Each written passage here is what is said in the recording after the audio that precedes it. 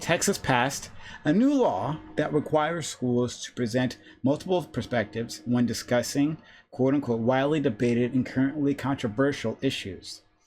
Basically, saying that they have to present both sides of an issue. This was created on the false premise that critical race theory was being taught in schools.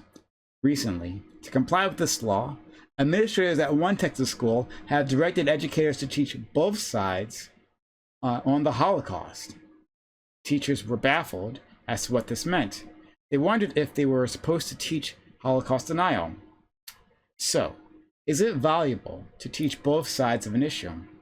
Is this always or even mostly important? What about in terms of journalism? Is it fine to just present one clear view and trust the audience to figure out the rest? So yeah, there is a recording, and I could put an article with the link in chat for the rest of you, so you guys see what we're talking about. But there's a recording of this meeting. A teacher took a secret audio recording, and you can hear an administrator telling the teachers that, remember, keep the Texas bill, House bill something or another, in mind. You gotta show both sides of a perspective. And Holocaust, really? What are we supposed to do there? They were highly confused. Furthermore, there's another detail that books in their school library have to be re-vetted in case I guess they were pushing one side or the other. So this is a bit of a mess. And I'd like to dig into that. Are both sides important? Should we be presenting those things? Or whichever side you think is the right side. All right, so we'll go for opening statements, starting with Alice. Sure. Hey, look, I'm a professional streamer. I didn't mute myself again.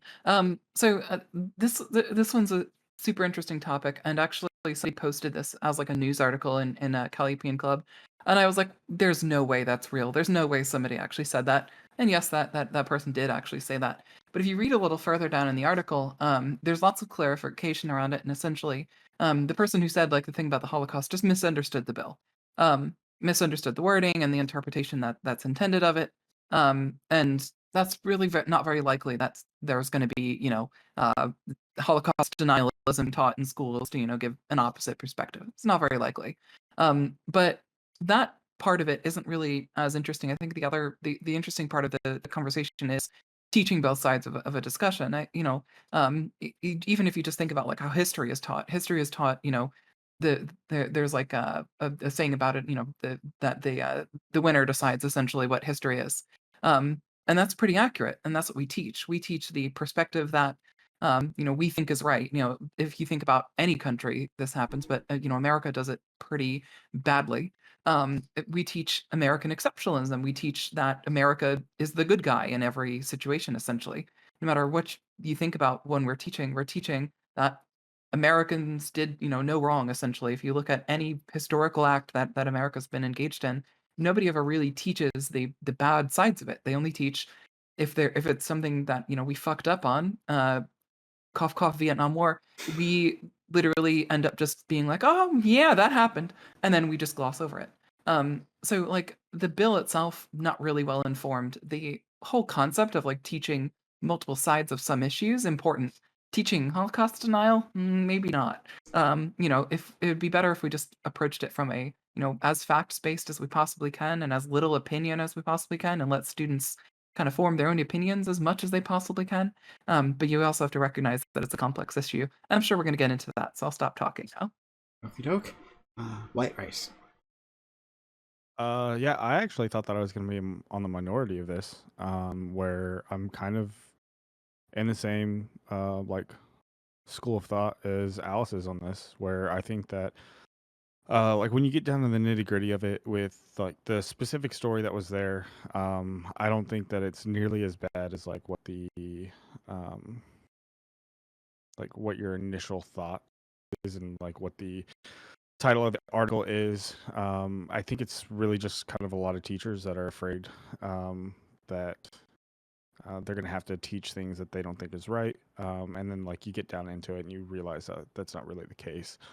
Um, I'm hoping that we can kind of stick to what I think is the main premise of this argument, and that's like Alice was saying, teaching both sides of an argument, or giving information on both sides of an argument. And because like I had a feeling that we might like accidentally get into the weeds of just like critical race theory on this, and I really hope that that's not what happens, because I think that that's a very minor portion of like the overall scope of kind of what's going on. I think that there's plenty of times where and we see it in the media, and like uh, part of the prompt was as far as journalism goes. And um, granted, I'm a military trained journalist, but in the military, when they were training us, it was just purely on like you just give facts and you let people determine what their opinion is off of that. And that's kind of how I feel. That's what I feel like we've gotten away from in journalism and media, is that not only do we um, try to give like facts in the way that we see them, but we also give our opinions as part of that, and kind of guide people down what we want them to believe, instead of just, hey, this is what happened. Now you go from there. Top Dolphin. Yeah. So I think Alice and White Rice are actually kind of based. Something I think is like, I think like teaching multiple perspectives is really good, and a really good example of this is one of my favorite teachers of all time. It's the only one of the only college classes I passed because I wasn't bored as fuck in it, was my ethics teacher. And when he taught us intro to ethics, like obviously this is really dumbed down, but he said, yeah, these are the major prevailing theories, right, in ethics. So he's talked about like virtue ethics, like Kantian ethics, and like utilitarian ethics. Like, these are the main prevailing theories. Like these are the ones that are like a little bit more ahead. This is what like everyone kind of like in the philosophy sphere thinks about these things. And he personally was very clear to keep his own, what he keeps like kind of out of it until like the very last day of school, where he's like, this is like the philosopher that I read. Like if you guys want to check him out, you can do it.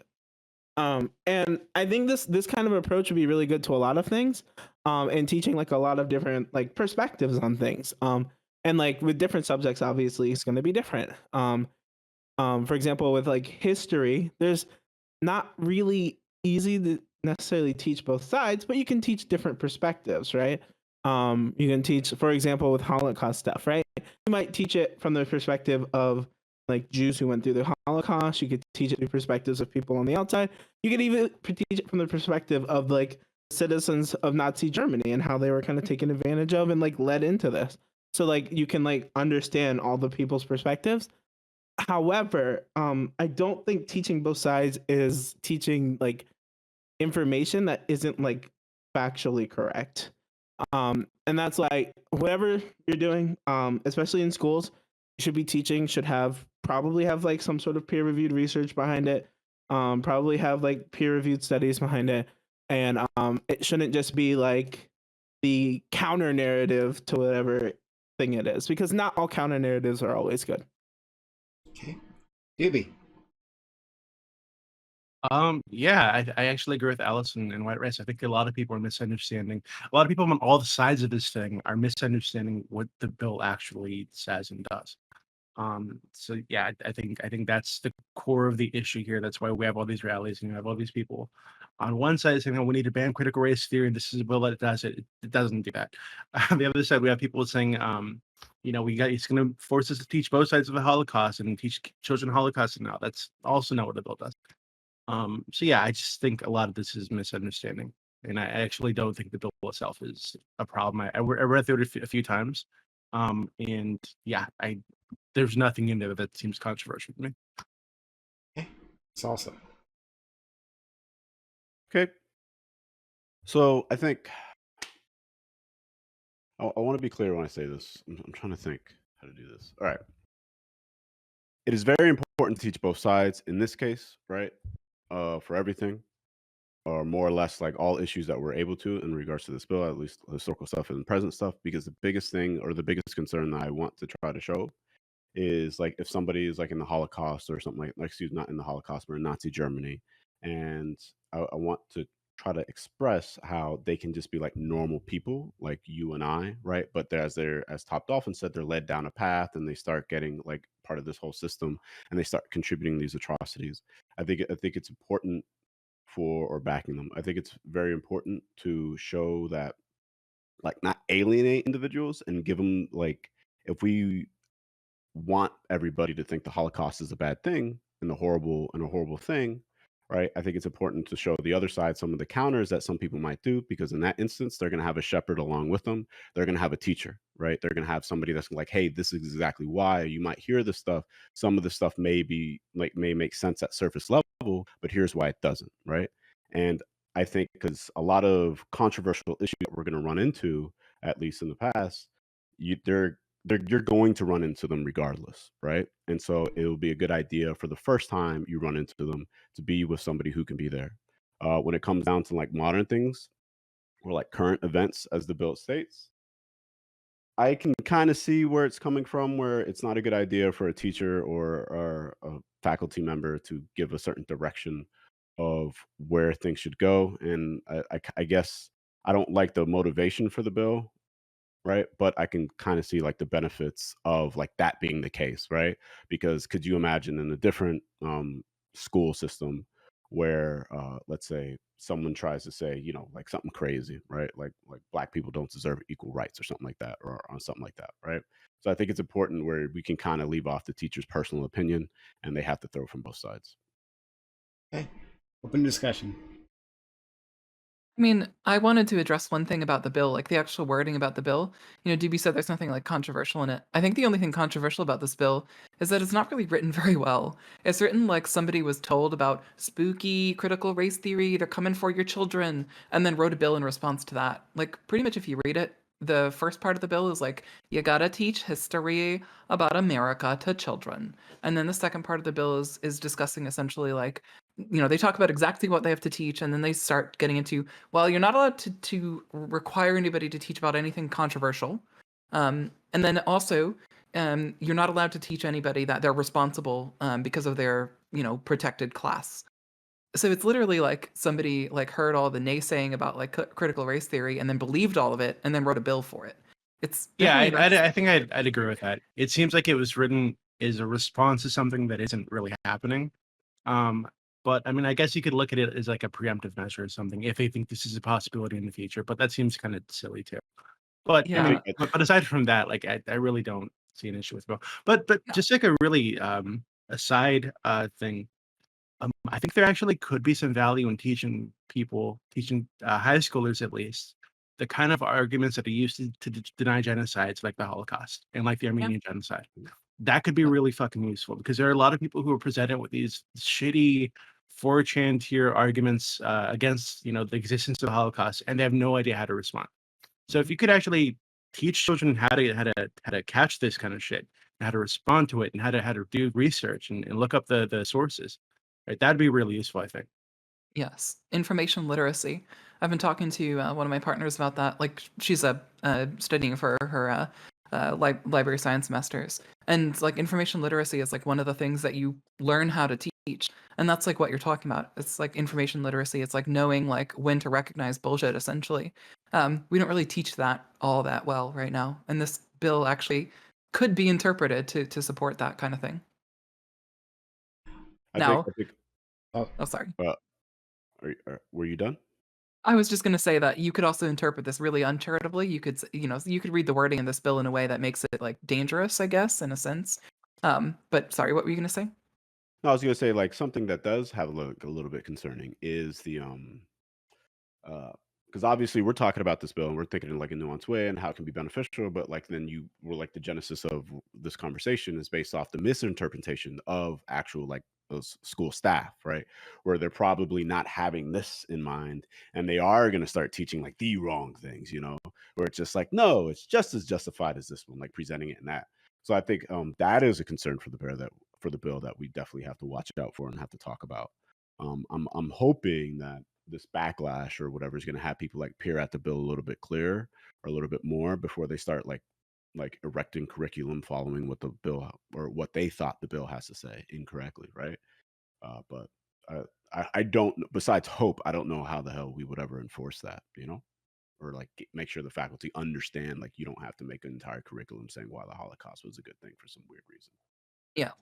And I don't really understand why someone like was so stupid as to interpret it that way. Like if you read the bill, there's nothing that suggests that you need to teach like that the Holocaust was good or anything like that. Like the bill literally just asks like you can't do these things. You can't like teach that like someone's responsible because of their like, class or race or sex or whatever. But it doesn't say you have to teach like that there's like a good side to the Holocaust or anything. It doesn't say you have to do that. It says present like facts about multiple positions. It doesn't say like you've got to say the Holocaust was good. Why did they get to that point? It doesn't Yeah, even that's like say you don't have to teach if the Holocaust was even good, right? It only says like current events. That's the only thing it says for both sides, right? I like to assume the Holocaust and denial is not a current event. No, well, it's no, not. hold on. So like that's actually the thing that I was like so fucking surprised about in looking this up and like reading into this is so even like not even just the activists on both sides or the administrators who are misinterpreting the bill, but the journalists who are like have like headlines like at NBC think sources that I'd normally go to and think they're fine, right? Um, NBC has like a video where the title of the video, oh, bill Texas bill abolishing critical race theory, yada yada yada. It does nothing like that. Like, so or like I think that like the way that the media has covered this thing is really fucking irresponsible. And I think as a result of that, and as a result of people just not doing their own fucking research, I guess, it's created like this fucking like this chaos where there really should be none. It's a pretty straightforward bill. I mean, all it says is that teachers can't be compelled to teach this stuff. And if they choose to, they need to present both sides of the argument, right? That's it. I don't think that's crazy. I think that's actually a good thing. I think. Um, Sounds like a giant bill with no teeth. but what about the actual? So, like, so the part I really want to get through is the concept of both sides, right? And so this isn't new, like this kind of a fight. Like what this reminds me of is the fight over, and it seems old at this point, but I mean it's still a thing. The fight about the theory of evolution, right? There was a huge push to teach both sides of the debate, meaning also creationism, right? And saying, well, this is one theory and there's another theory, so we're just going to present both of these things in science class specifically, right? And I think that's what people are worried about, you know? That, well, it's one of the things people are worried about. People are worried about a lot of things when it comes to this thing, but to have a situation where both sides are presented as if they are equal and valid. And if you are giving people the impression, teachers the impression that they have to present both sides of a contentious issue, and that is a contentious issue now, still among certain circles, then what does that actually look like in implementation? So will a teacher say that, well, this is a theory of evolution, this is the dominant theory that's backed by scientists all over the world, right? Almost universally backed by the scientists in biology and zoology, whatnot, whatever, right? This is that dominant theory, and then there's this other thing, right? Presenting it to you that, hey, creationism is a thing that some people believe in, right? But it has no scientific backing. Or do you present them as they are actually on equal footing? And that changes everything, right? My issue here is this bill doesn't. So I know what you're trying to stir up the discussion regarding the both sides thing, but this bill doesn't actually support that. So it talks about needing to present multiple sides of like currently like controversial like social issues or like political policy issues. It doesn't talk about creationism, for instance. It doesn't. Creationism wouldn't come under this bill at all. Of course it would. What you just said, it would. Of course it would. It's not a social issue. Yeah, it is. Yeah, it is. Creationism is not a social Yeah, issue. it is. The way I'm saying, but the fight over it, the fight over But this bill doesn't cover that. It covers social studies courses. So you have to read the bill all the way through to understand what it's actually covering. It's not covering a science class teaching something like the evolution, for instance, theory of evolution. It's covering like a history class or like a political science class that's covering some sort of currently controversial societal issue. So, like for instance, you might apply it to a class teaching about racism or sexism or feminism or the concept of critical race theory or what have you. It doesn't apply to a science class, and it's really expressly been laid out that way. You can, but like I said, it's a social issue, right? So you can talk about like that's how it was introduced to me. So I was in a school that did it through science class, right? Like that's where the fight has been, right? To have creationism specifically be in science class. But I learned about this whole fight in other classes, right? Like social studies class, like, and that because it was that kind of a fight. Like it's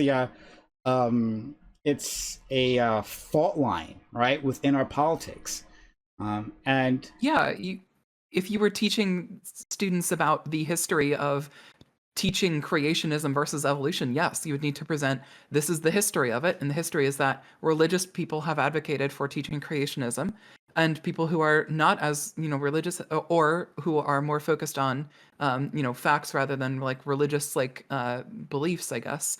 I don't know how to word that correctly, but if you were teaching the history of that fight, right, between creationism and evolution, then yeah, you would need to show both perspectives based on this bill, yeah, which is fine. That's good. I know, but that's what I said previously. Implementation, right? Like, how is it actually done? Because that changes. What do you mean? Well, if you're saying that both of it's like the how people interpret people who are not political at all interpret politics in general, right? There are Democrats and there are Republicans and they're fighting, and only they would just like meet in the middle, right, and just work things out, then things would be okay, right? Like that, their both ideas are like more or less equal, right? They just look at things differently, and if they just like stop being mean to each other and shake hands, then we can move past these things, right? Not recognizing, not understanding like the policy differences, and these things are not equal, right? This isn't just a different perspective on the same issue, right? These are like wildly opposing sides and have like wildly opposing ramifications, right? So Okay. bringing that back to this, saying when you're presenting it, right? Are you presenting it that like creationists have an equal say, like that equal I'm not sure what word I'm looking for here, but like their side is of on equal standing as this one, and that like this is just a contentious issue between two sides that look at things differently, or you're saying like, well, that this is a theory that has been wildly disproven, and Roll it back. Yep, go ahead. The problem is you keep like, so you're trying to make an example, but it's just a bad example. Like pick a different topic. So if you go to H1, the first part of the bill, literally the literal first sentences of the bill, in adopting essential knowledge and skills for social studies curriculum, this entire bill only applies to social studies. I know. It does not apply to a science class. You didn't hear me? I literally said that. I heard. Yeah, yep, I heard you, and then you asked about creationism, and creationism wouldn't come up into this. Oh yeah, it would. I'm literally saying that it would. Like, it would not. Oh my god, it would You're not. not listening to me. So Wait, hold on, but Alice, if there were another push by Christians to get creationism into the classroom, right, as they've done many times before, if there were a push and there were protests and rallies and all these things, that would be like a current social affair, right? That might be talked about in the classroom. Yeah. And then you'd have to talk about it if you were talking about it in a social studies curriculum, you wouldn't be allowed to enforce that it's taught. You wouldn't be able to make it part of the curriculum. And if a teacher did choose to speak on it, based on this law again, then they would need to present it as a neutral issue. They'd essentially have to present it as history, as a position of creationists are doing this. People who believe in evolution are doing this. It's literally, right? this Because is not a bad according to thing. the bill, they can't show difference on one side. So that's Yes, true. and that's not a bad But thing. isn't that hold on? But isn't that an issue though? Like, well, I mean, I guess in terms of the discussion about these people trying to get their religion Yes, taught in the classrooms, that can be discussed, separate from the facts of the matter, right? Separate from whether or not the exactly. religion is true. Right? Yes. So yeah, I can understand that actually. Yeah, Yeah. that's Prime. That's the thing here. This bill doesn't require you to take a fact-based discussion like what happened with the Holocaust and present an alternative side to that. It requires you to present both sides of contentious social issues. So, like what you were saying, if we wanted to teach in social studies classes the history of the fight between creationists and like science, then yes, we would need to teach both sides. It would have to be neutral about it. But that's good. But no, that's not good. That's actually not. That's positive. No, that's not good. This is where. See, now we're getting to the heart of the matter, right? Because this is where we disagree. I don't think, because what was it? I think it was New Salsa, or maybe someone else said it. That the facts are the facts, right? Like you, or maybe I think maybe it was White Rice, saying that we've gotten away from presenting just the facts, but the facts are never just the facts. That's never how it works, right? Like what facts you present, and in what manner, right? And what light, that affects how people view an issue. Right? So that's why I'm talking about implementation. That's why it matters. That's why it matters that people are confused about this, right? The bill, no matter what it actually says, right? Because the implementation matters. So if you present facts on, I don't know, on the civil rights era, right? You could present, or even that, right? No, forget that, right? You could on crime statistics in the inner city, right? You could just present a series of facts, but the facts that you present might skew a person into the perspective or into the conclusion that they arrive at, right?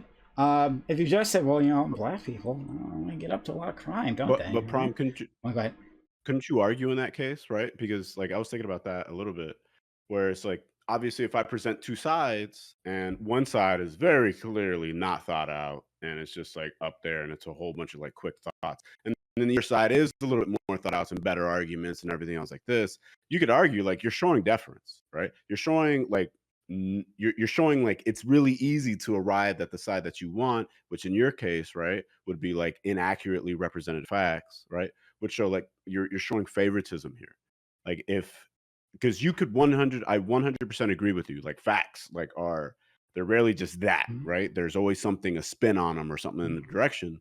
But if it's like if they put a little spin on this one and a real big spin on this one, like wouldn't that qualify as deference? You're like, hey, let's parents come into play. Like you're not representing this. What I'm saying is that you should show deference to one side.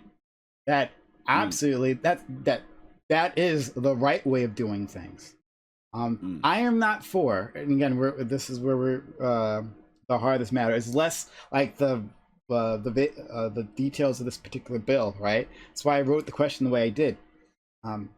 It's like within journalism, right? Should we be looking at things as equal and simply presenting a series of facts, right? On well, this is what one side says, is what another side says, or is it better to be interpreting these things, right?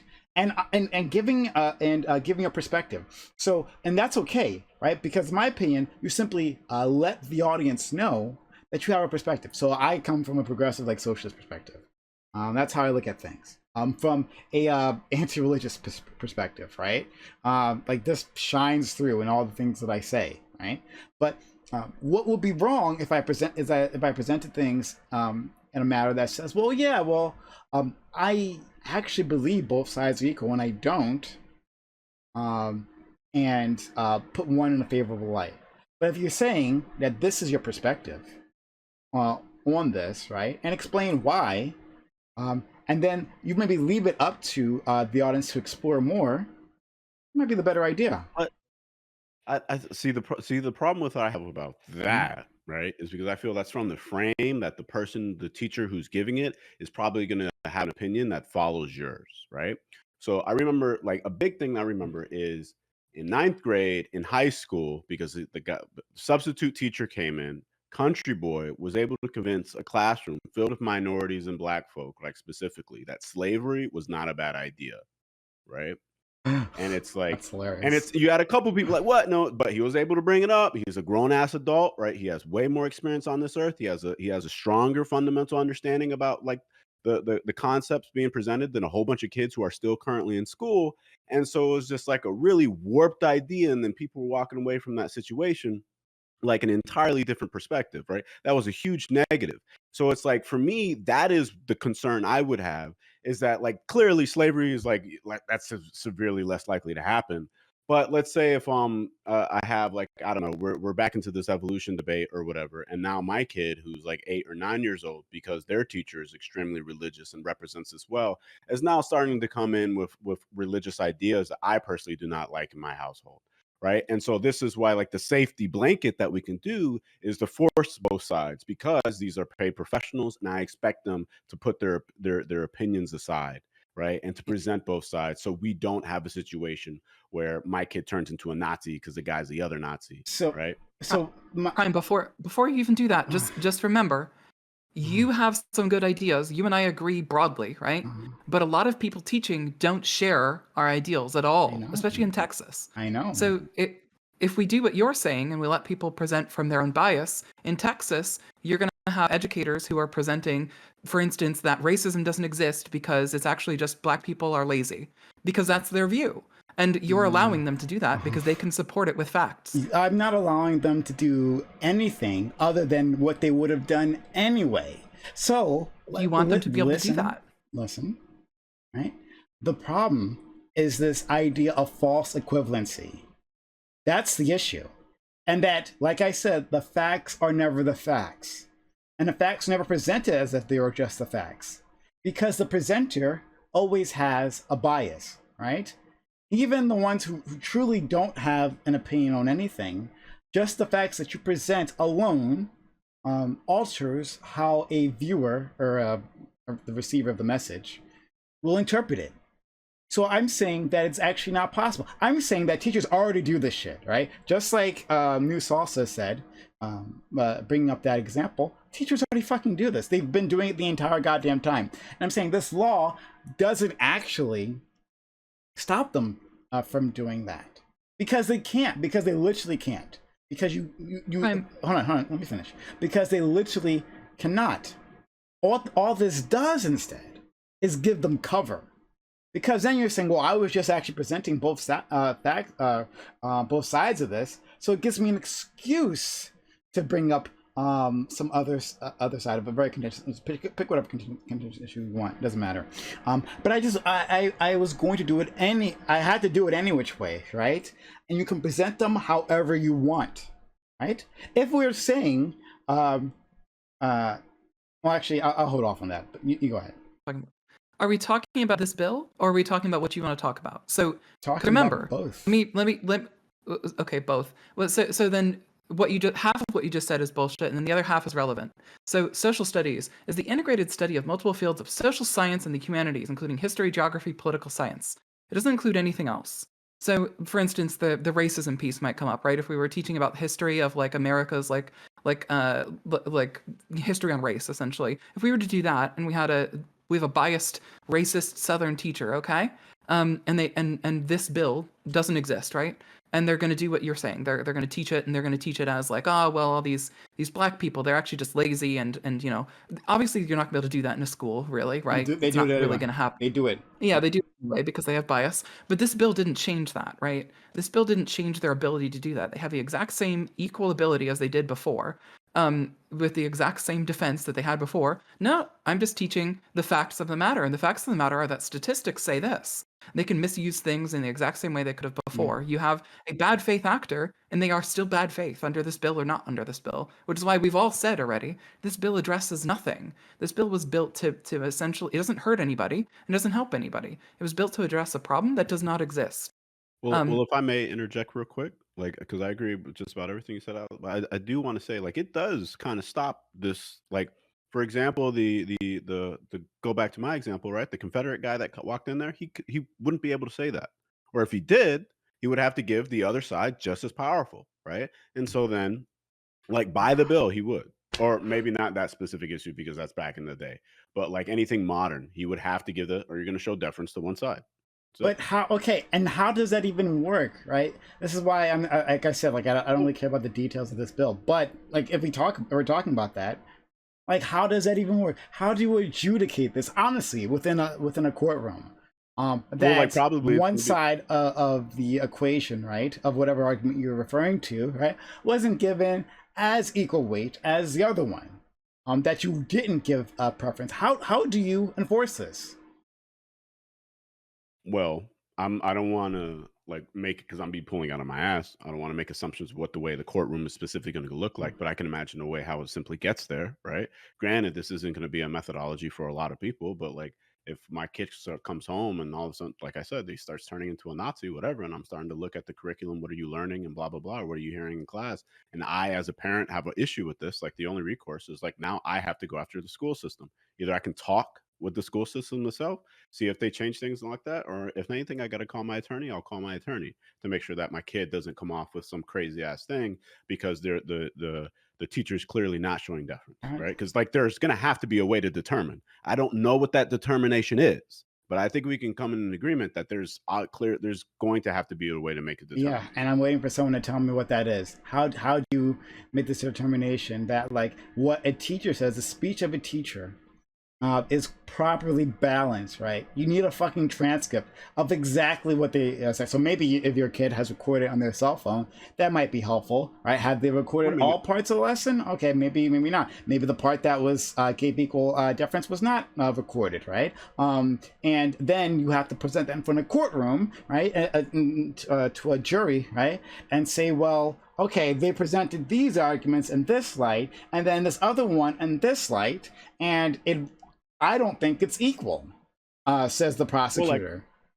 Well, like, I mean, yeah, like I could 100% understand this in like in a college type of place where they're doing a lot of lecturing and it's up to you to take notes and everything. But you got to remember, we're talking about school, right? School oftentimes it's not a teacher up there just speaking. There's like there's classroom assignments, there's essays, there's topics, there's things along those lines. So it should be in an actual curriculum. And so if it's going forward and you had to figure it out, it's like, all right, let's read the work that was actually assigned. It's like, hey, hold on a second. Why are you assigning all this stuff over here, like word games for why freaking BLM is not a good thing? And as you know what I'm saying? It's like there's going to be a way, even if you have to talk to the kids, right, themselves or pull them in or whatever. But it's like there has to be. This is ridiculous. I hope you understand. I hope you're hearing this and how like utterly ridiculous this is, right? Great.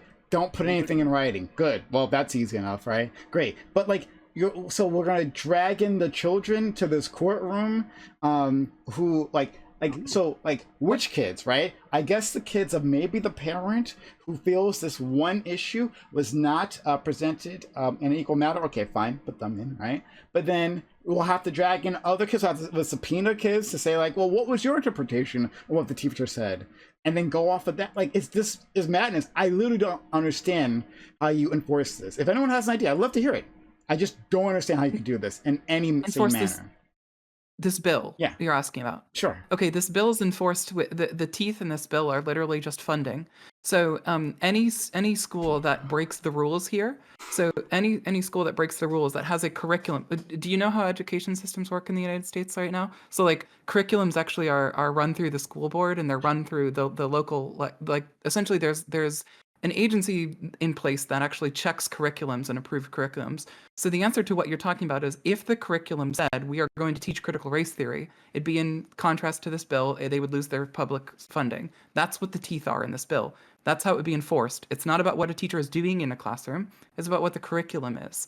Teachers could fuck up and they could break the curriculum, right? They could not follow the curriculum.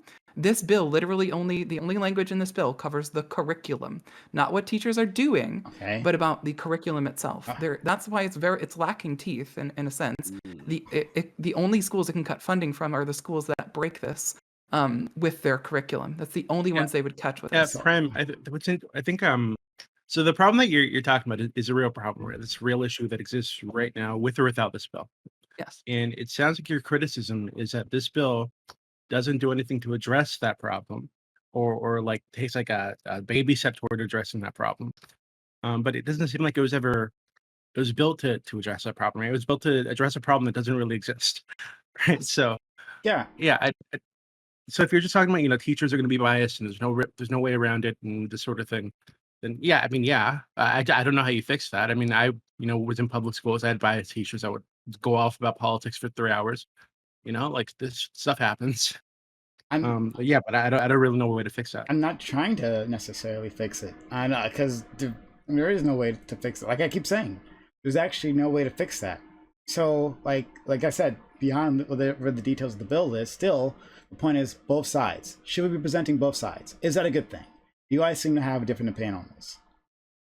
Present multiple sides. So you've also presented it in a weird way. Mm. Both sides doesn't make a lot of sense for most issues. Multiple sides does. Okay. So like the Holocaust is a good example in that if you frame it as both sides, then what you mean is people who think the Holocaust happened and people who don't, right? That's both sides.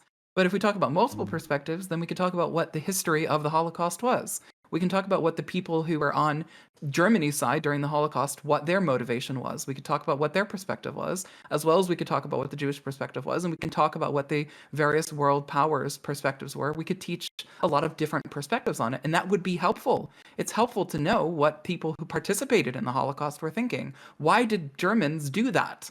That's a good question. What happened with Japan? Why did Japan participate? What was the history around that? That's good. This is not a bad thing. The only way it's a bad thing is if you take it extremely uncharitably and you assume that people are going to teach both sides. We're going to have some alt-right weirdos in the classroom who are just teaching, Holocaust denialism or something. But that's not what this bill is worded like. And that's not what the facts of the matter are. What I'm arguing is that we should teach multiple sides of a discussion. If we're talking about the history of the Holocaust, yes, we should talk about what the Germans who participated in the Holocaust and killed Jewish people and gay people, why did they do that? We should talk about that. We should talk about the cult of personality around Hitler. We should address these things, and we don't really address these things right now. Okay, so I don't think, and it's possibly my fault for not being clear as to what my contention is, but what you're saying is basically ends up being what I want, because even in the framing you're talking about, right, since we won't be teaching Holocaust denial, that means it comes from perspective. That means you're assembling, you can list the facts about, what did Germans think, right? Like looking at maybe primary texts, like how did Jews feel at the time? What did the world powers think, and what did they do, right? But all of it comes doesn't question whether the Holocaust did it. The Holocaust occurred. No right? real person questions that. Oh, Yeah, that's why. People do. Well, first of all, lots of people do. So real people do that. But no, facts in existence don't support it. No, listen, but you listen to what I'm trying to get to here. The point is that even with the framing that you're talking about, it skews it, right? Now, to reality.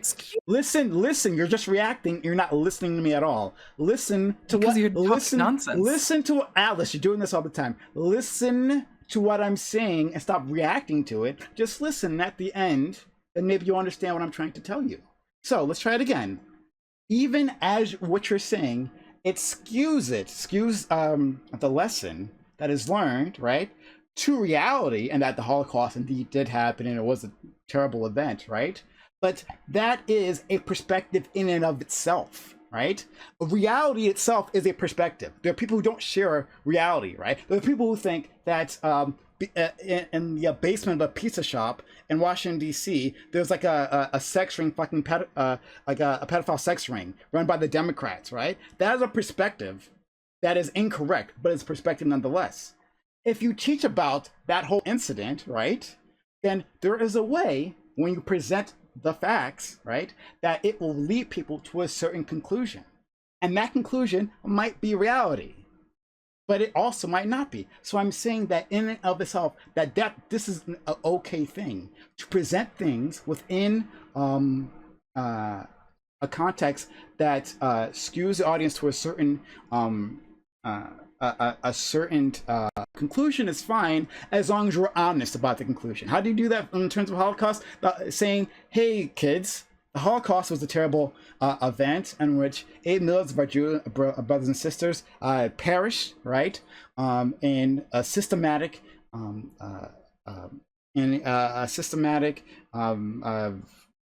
hate campaign. I don't know, whatever, right? You know where I'm going with this. But like, this was a stain on humanity, right? That's how you present that, and that's okay. That's your perspective, the right perspective. I agree.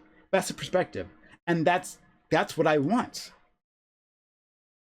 Okay, so Prime, I know you like controversy, so it's much more fun to disagree with me, even though we actually agree here. The thing is that we're both saying the same things, but what I'm talking about is that what you've basically said is both sides, right? You've worded it as both sides. And in the case of this, if we talk about Holocaust denial versus like accepting that the Holocaust happened, right? That's not both sides. That's a person who is not aligned with reality, a conspiracy theorist, and someone who is aligned with reality. We don't need to talk about conspiracy theories in school, and we do not. No one in this room is going to argue that we should teach conspiracy theories. Anybody who wants to teach Holocaust denialism, raise your hand. Anybody? Anybody? No. Nobody here is arguing that, Prime, and no real person would. This bill doesn't support it. You've basically just made that up as a position to fight against for controversy. No, I'm you're not interested. literally not listening to anything that I'm saying. So the point is, let's say that hypothetically, I want to have a politics class, and in said politics class, we're going to talk about the place of African Americans in society, right? And then you're forced, like, if let's say you don't want to talk about like the systemically racist issues. That's what you're going to talk about, right? Well, then, right, that's a controversial political topic. You would also be forced to talk about people who believe other things and multiple perspectives. What alternate perspectives are you allowed to? Do you have to like incorporate? Do you have to talk about the people who say that black people should just pick themselves up by their bootstraps? That's not like for my data. Should you have to talk about like white nationalist talking points? You talk about how black people should probably just be given money and sent back to Africa. Like there's a lot like the point is that there's like a ton of ways that this could be like necessarily interpreted, and it like some of them could like expose people to ideas that like as if those ideas are just as credible as others. Alice, diverse and contending. So do you interpret diverse and contending as talking about Holocaust denialism while we're talking about the Holocaust? Alice. Wait, engage with my hypothetical. Yeah. Like, right, we don't have to talk about the Holocaust, right? I provided you a controversial political issue that is like relevant in the current day, right? Yep. If we were talking about, again, if we're talking about the bill now, we're talking about a social studies course, right? And a social studies course doesn't talk about, there's another piece of this bill, by the way, that limits something even more deep than what you're talking about. You're not allowed to advocate for political change because of this bill. So a teacher is not allowed to actually make any advocacy for any like political cause. So what you're talking about actually would contradict that part of the bill. So that might be something you might want to dive into. Wait, I don't necessarily have to advocate for it to necessarily explain what it is, right? Yeah. I don't have to advocate for like that systemic racism is real to say that like these are systemic problems that black people may or may not face. So this is that perspective, right? I don't have to advocate for like shipping black people back to Africa to say that, oh yeah, there are a group of people out there, we call them white nationalists, who like to who think that like the racial divide in our country is too great and that those types of people should be sent back to another country. It's not like advocating would be like necessarily showing preference or saying I believe this or this is what you should do, but and a lot of times we make descriptive claims, right? And that's what classes are for. And if the descriptive claims you made can necessarily expose people to ideas, right, that are without like making some sort of prescription, could let them go down like a harmful path, given like biases and stuff that like students might have. Let me level set something here. Let me do two things, okay? I'm going to tell you my position on something, and then I'm going to read a part of the bill, okay? So my position on this topic is that you guys are right. There's a correct perspective for something, right? So for instance, if we're talking about systemic racism or something, we shouldn't platform ethno-nationalism in a discussion of systemic racism. That doesn't make sense. I would not do that. I would not advocate for it. I don't think we should do that. I think we should teach diverse historical perspectives, and I think we should talk about diverse perspectives on political issues. I think that's important. So I would more than likely agree with most of what you guys are going to say about what we should do in a classroom, right? I agree. We shouldn't teach, something insane like ethno-nationalism. That does not make sense. We shouldn't say, we shouldn't have to teach that when we're talking about systemic racism, a thing that exists and that we can prove that exists with facts, just literally raw facts. We don't even have to call it systemic racism. We can just show it, right? That we don't need to talk about ethno-nationalism. We don't have to do that. I agree with you guys on that, right? That doesn't make any sense. I'm going to read you a part of the bill, and then I'm going to say, I don't think this bill makes any sense, but if we're going to talk about the bill, and then we're going to talk about what my views are different than what this bill does, okay? And the part of the bill that's relevant to what we're talking about here is part 2. Teachers who choose to discuss current events or widely debated and currently controversial issues of public policy or social affairs shall, to the best of their ability, strive to explore such issues from diverse and contending perspectives, blah, blah, blah. So if we're talking about systemic racism, that is not a widely debated and currently controversial issue of public policy. If we were talking about like the Black Lives Matter movement, that is. That's the interpretation that you need to make here. Again, my views are different than the bill, so don't straw man me. Talk about what the bill would result in, and then you can talk about what my views are. My views are different than this bill. Actually, Wait, hold on. so- Do you? Go ahead, Doobie.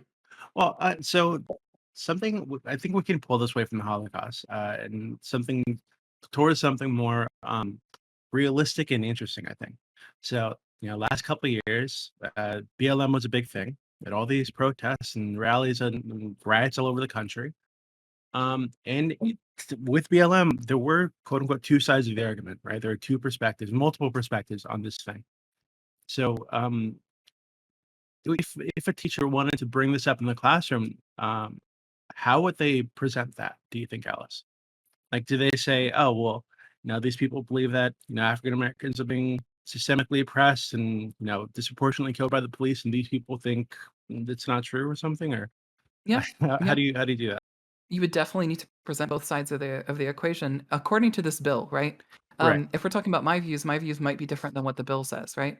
This bill says that Right. you would need to present the position of what Black Lives Matter activists are doing and what the facts around that are, and then what people who are against that would say what their side is. You don't need to say like that either side is right or wrong. You can literally present facts, and you can end up in a situation where it's quite clear where people are going to lie on. I think the problem is that we're assuming in the equation here that a teacher should be telling everyone what is right or wrong about a particular social issue that's current, right? Like Black Lives Matter. There's 50% of the country that disagrees with the whole movement of Black Lives Matter. So are you going to say that 50% of the country is just flat wrong? Or are you going to talk about facts of the matter and get that other 50% onto your side of the discussion by showing facts? And that's my only concern Wait. here is that we're talking about like two different things. This bill doesn't do a good job of what it set out to do. It really doesn't, right? If we do take the bill at its word, some of these things would mean that yes, if we take it charitably, it would mean presenting, pro Black Lives Matter things, the cons of Black Lives Matter, and that would be what you'd have to do if you were following this bill, right? If you chose to talk about it, you would need to present both sides of it. And that's not ideal, right? Because you can uncharitably take that and say, well, that means that I can teach Black Lives Matter activists are insane, and people who are against Black Lives Matter, I can teach that they are, they're the real, logical right side of the equation, right? You take it uncharitably.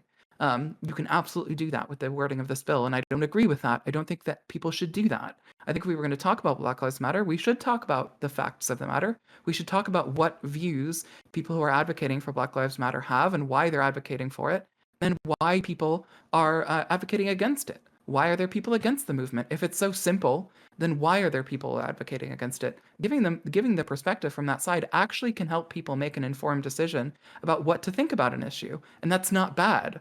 It's only bad when you assume that you've got a bad faith actor, and like Prime already said, that bad faith actor is gonna be bad regardless. This Right. bill So, doesn't yeah, change that. Yeah, but I so my totally agree with my everything else. problem is, right?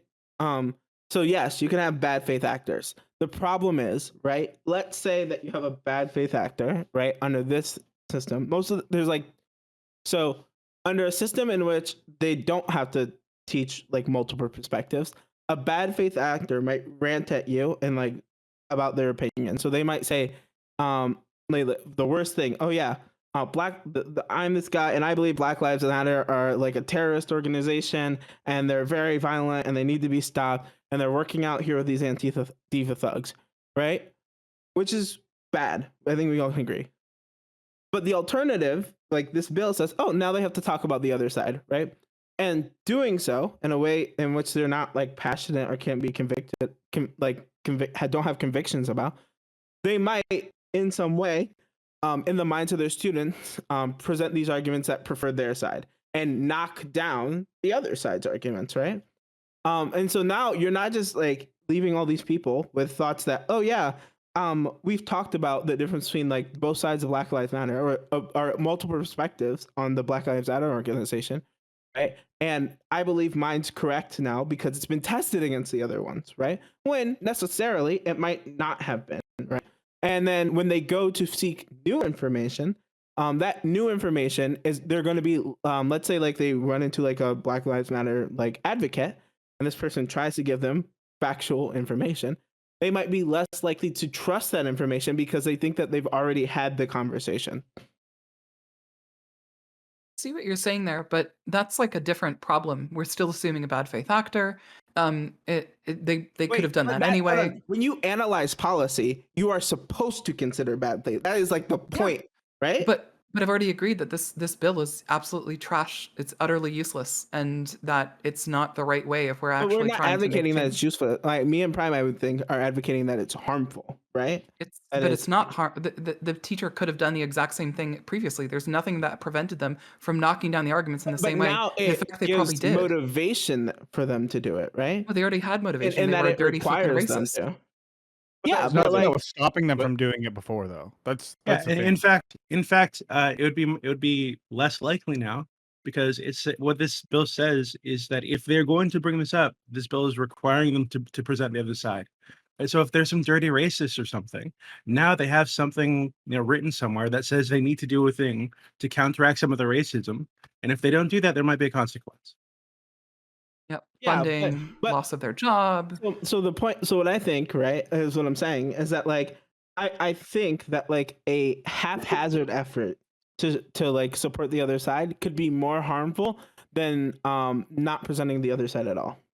Can you just also keep in mind that like the people that would like this is Texas, right? So we're talking about Texas. I don't know if you've like talked to anybody from Texas. I have a few friends from Texas. I work with a lot of people from Texas for some reason. So Texas education systems, Texas like politics, Texas in general has a lot of views that are, let's say, really fucking racist, right? And that's really common. So these kids are gonna already be being taught these types of viewpoints, right?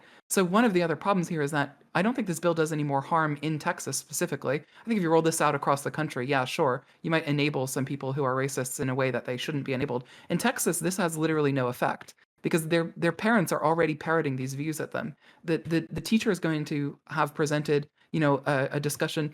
Even if you go back to creationism, right? In Texas, creationism is still being taught in schools. So yeah, you're right. Creationism is a great example because Texas's fucking education system is utter garbage. So that's 100% agreed. And we should like move people more towards, if not, progressive views on things like these and fact-based views on things like these. We should move people, more towards at least the middle, right? Rather than thinking everybody is, just lazy and just has to lift themselves up by the bootstraps. Maybe we could start, practicing empathy and such, right?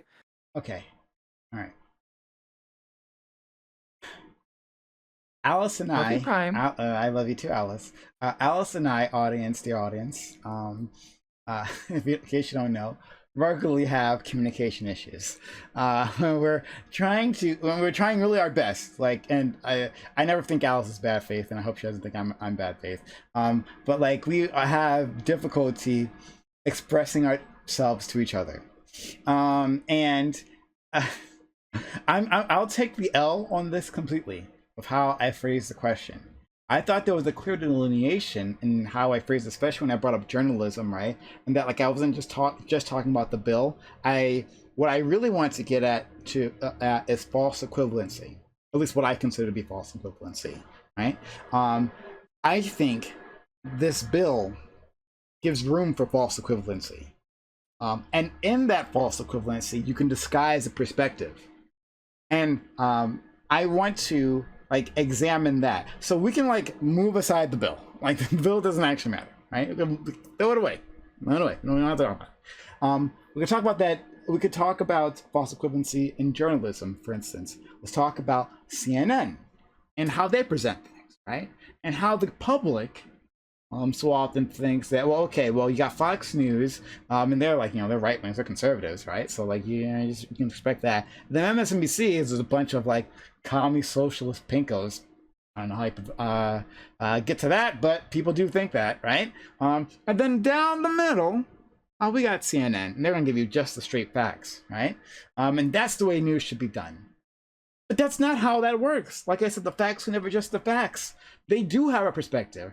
They have a very status quo, often like corporate liberal skew to their reporting. But under the veil of equivalency that we're just presenting both sides, they sneak in a lot of bullshit. And that's an issue for me. And so my problem is teacher, again, we don't have to talk about the bill. For just like teachers in any state, right? I don't know, Kansas, who do this, like, again, with evolution and creationism, right? Saying that these two things are equal, right? I'm just presenting you a series of facts without giving you a perspective to view them from. Even if I disagree with that perspective, right? Like you guys have said, you've had teachers who've like said batshit crazy things to you in school, right? It is what it is. That's never going to stop. So instead, let's not give anyone cover. The cover of false equivalency, right? The cover of neutrality. That's my problem. So if I may, I think if somebody's going to be a bad faith actor and lead a whole bunch of individuals or students or whatever, right, in a certain direction, right, and they know that whatever group that they're fighting against has actually some good points, right, that maybe sound convincing, I'm never ever not going to address those points if I'm trying to convince you onto my side. So if I was like hyper religious and like, evolution and like that, it's like, yeah, like, do you really believe they think we came from frogs? That like how many million, blah blah blah blah blah. And like frame it in such a way, even I'll gloss over some evidence that they might have, or like, then why do monkeys still exist? Like that type of thing, right? Even though I know I'm framing it incorrectly. But if I'm trying to convince you, it's going to happen regardless, right? Because I want to convince you by attacking the other side, by already making them sound dumb, making me on my side sound superior to make you more likely. So I think that is going to happen regardless, because it's already happening right now, right? It's like BLM gets framed poorly, right? Depending on like in the media, depending on the media that you want, and they have like incorrect representation, right? And so I guess my like I don't want to touch on the bill too much, but like encouraging people, right, to give both sides is, now some of them might listen and be like, okay, I have to do it a specific way, or whatever job or whatever's going to be in trouble, or I don't have to do a specific way and I can just frame it up, because I'm going to frame it no matter what. But one of them has a potential consequence while the other will never have a consequence. I kind of have an answer for you about how you fix this. And the answer is you assume that everyone's going to be a bad faith actor, and you teach people how to recognize that. And you teach people information literacy, and you teach people how to recognize this type of bullshit.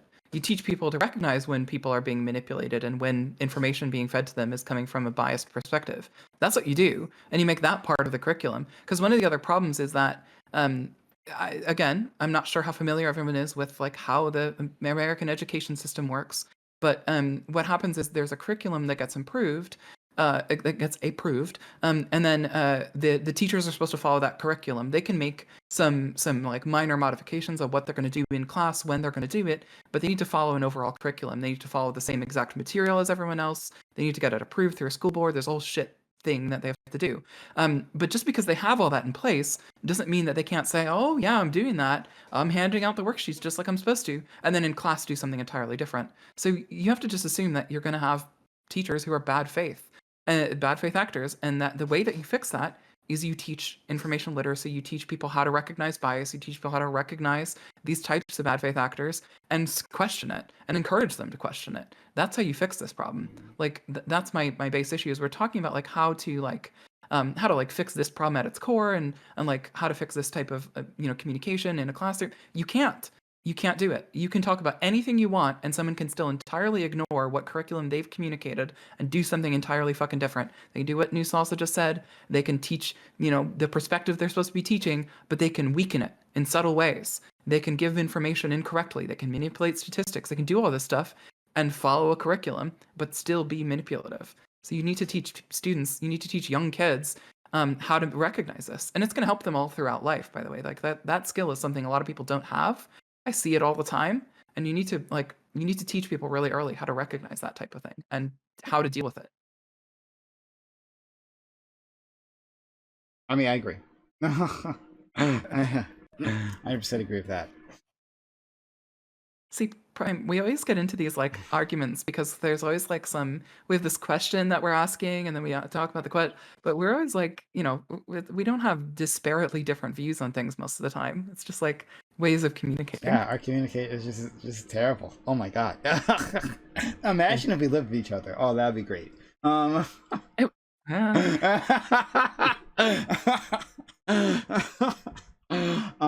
Yeah. So, first of all, what the rest of you guys think about neutrality and whether that's a possibility? Salsa, excuse me, salsa. White rice. You had brought this up in this idea of like just the facts. Hearing everything that we've said, what do you think? Well, I mean, I still think that like you can have fact-based reporting, and be able to do fact-based reporting from a not completely unbiased, but from a generally unbiased point of view. So, because you can have a bias on something and be able to not inject your bias into what you're saying when it comes to like reporting of certain things. So like with the example that like Dolphin was giving earlier, as far as like teaching it, like you can teach like what is going on today, as far as like crime statistics and everything, and you can generally teach like this is why things are or why we believe things are happening. These are the facts that back that up. But you're not saying this is what I believe. This is a general consensus of why things are happening, and these are the facts that back this up. And if you were going to be doing both views, then you go, this is the opposing viewpoint on this. This is how they use the facts that we're laying out. So like if you have statistics out there, because what this does is this forces people to have to look at things in opposing viewpoints. Because if you're using like when it comes to like crime statistics, generally both sides are using the same statistics, but in opposing ways. Like nobody's saying that like the stats themselves are false. What everybody's saying is that, okay, yeah, that's what it says, but there's different reasons of why that's in there. So if you're giving opposing viewpoints on it, you're saying this is what the stats are. This is what one side believes the reasoning behind that is, and this is what this side believes the reasoning is. You don't have to inject your own viewpoints into there to get both sides across and to do it in an intellectually sound way to where people can come up with their own conclusions. I'm pretty against if I'm teaching somebody, especially if I'm teaching younger people, to use my own beliefs to shape their viewpoints. I would much rather them be able to come to their own viewpoints on their own. Hey, but okay. So first, very, I've been through a lot of classes, take a lot of school. Maybe not as much as I should, but I can tell you, very, very, very few teachers, even the best of the best, can present something unbiasedly. Like I said, I've had one professor who's ever done that, and it was my ethics professor. I've had many great professors, many great teachers who've taught very, very well, but none of them have been able to like adequately present information with no bias, right? You can always tell. So don't have anything that's trying to keep people from doing that, though. Yeah, like were they trying to present information with no bias?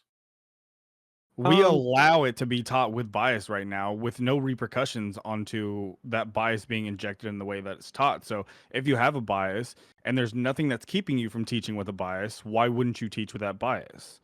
Because a lot of teachers believe that they're trying to shape younger minds to think the same way that they are and to give them that same information. So of course, if that's what I'm trying to do and that's like my viewpoint, I'm going to teach you with a bias. If I have something there that is keeping me from only teaching you with a bias and having to teach you from both sides, sure, I might have a bias when I'm teaching you what I believe, but I'm also going to have to give you the stats from the opposing side of view, and why people believe what they and believe. you're also going to have a bias when you teach that side as well, right? But that's why I promote sticking as closely to the facts as possible. Because if And you're just giving like the like especially when it comes to like research facts and like statistics, because everybody knows that we can shape statistics however we want, right? Statistics are like some of the easiest things to shape and manipulate in multiple different ways. Wait, but hold on. But this is like, okay, so this is like the conservative thing. This is like what they do, right? Is they like, I'm gonna stick as closely to statistics. So something I'm really familiar with because I'm African American is African American issues. Sure. And one of the a statistic you could bring up, right? That a lot of conservatives like to talk about are like the crime rates among the African American Yeah. community. Because 1350 argument. Yeah. right, like African Americans do commit more crime than other groups of people. Like this is just a fact. Not only are they like imprisoned for more crimes, which is something that doesn't get talked about a lot. They're imprisoned at higher rates for the same crimes than white people, but they also commit more crimes, right? And without any sort of narrative behind that, right? The obvious conclusion, right, to draw from that is to say, oh, well, black people are just worse than white people. But see, that's the thing. I'm not saying that you can't add narrative, because there are whole schools of thought that are behind So yeah, but the each of problem those is arguments. the problem is, right? So you might have ideas out there, right, when you're like teaching people, that like like about different terms of so for example, there are lots of ideas out there that are narratives driven from facts, right? They have tons of facts behind them, and they from those facts draw a narrative. But the other side, the reason the other side often has a lot of credence is because they're not drawing from the same facts. They're not drawing from the most controversial issues aren't the ones that draw from the same facts and see them differently. They're the ones where people draw from not different facts, but from different like schools of thought. For example, you could say something like, let's take for example like a libertarian versus like a creationist on like abortion, right? A libertarian might say that like, oh, like I don't think the government should be involved in these things because it's not the government's job, right? And then like a creationist might say like, oh, well, you're murdering children, it's the government's job to get to stop you from murdering children. And then like someone on the third side, which would be like a pro-choice person, would be like, well, this is like a woman's body and it's their rights, and these are all the data behind like what happens when you give people choices and like stuff like that. So everyone's drawing from like different like fundamental philosophies or different groups of facts to talk about this one issue, right? And like the point is that like you can necessarily give like bias to like the narratives, and you can give bias to narratives you don't agree with, making them seem worse than they actually are. And you also give bias to your own narratives, making them seem better than they actually are. And I don't think the solution is to like make people talk about both sides. I think, like Alice said, now I have no hope for the idea of information literacy. I have no idea how you get this across to kids, because I've seen way too many like idiots on fucking Twitch and fucking wherever like try to read studies and not understand how like scientific research works, not understand how any of that shit works. I don't have any belief, but I have faith that Alice is a smart person, and the people that she knows could probably figure out how to teach kids how to be information literate. And that's probably the solution, not to force people to teach both sides, but have people teach, right? Good, like in good faith, what they like, right? What they want to teach, And when I say in good faith, if you're a racist, you will in good faith represent racist arguments, but also teach children how to recognize biases and recognize and teach them how like research works. And so that when they are given racist argument, they can be like, yo, that's kind of not cool, right? And they can recognize that it's bad information, or that it's not the correct narrative, or like that there is a bias. Don't we also kind of have to teach both sides of an argument to like be able to help people understand the importance of information literacy, though, Yeah. and like media literacy? I mean, you can just teach about those topics and then help people recognize when they're only being shown one side of the discussion. Because like if we assume like that a teacher is going to teach well, then yes, they would effectively teach both sides, right? But we're assuming that those teachers aren't going to mean well, that they're bad faith actors, and then we just need to enable kids to recognize that. Like if we're assuming teachers are going to teach in good faith and they're going to be good teachers, then yeah, you're right. You would teach both sides of or all sides of multiple positions, I should say, multiple perspectives on an issue, right? Because you need to. But you would be able to like present information and evidence about those perspectives. But that's assuming somebody's, a good teacher and doing it in good faith, and we're assuming that they're not. So I think that's one of the things. Go ahead. Doobie's got his hand. Yeah, Doobie. So when I was doing research for this, I ran into like some videos put on like NBC and other like news organizations, where the educators in these schools, right, where these protests were happening, were talking about their concerns with the bill, and these people who claim to have read the bill were saying things like, "Oh, well, this bill says that I can't teach that any sex or race is inherently superior, so that means I can't teach about World War II or the Nazis." Like, how does that make like?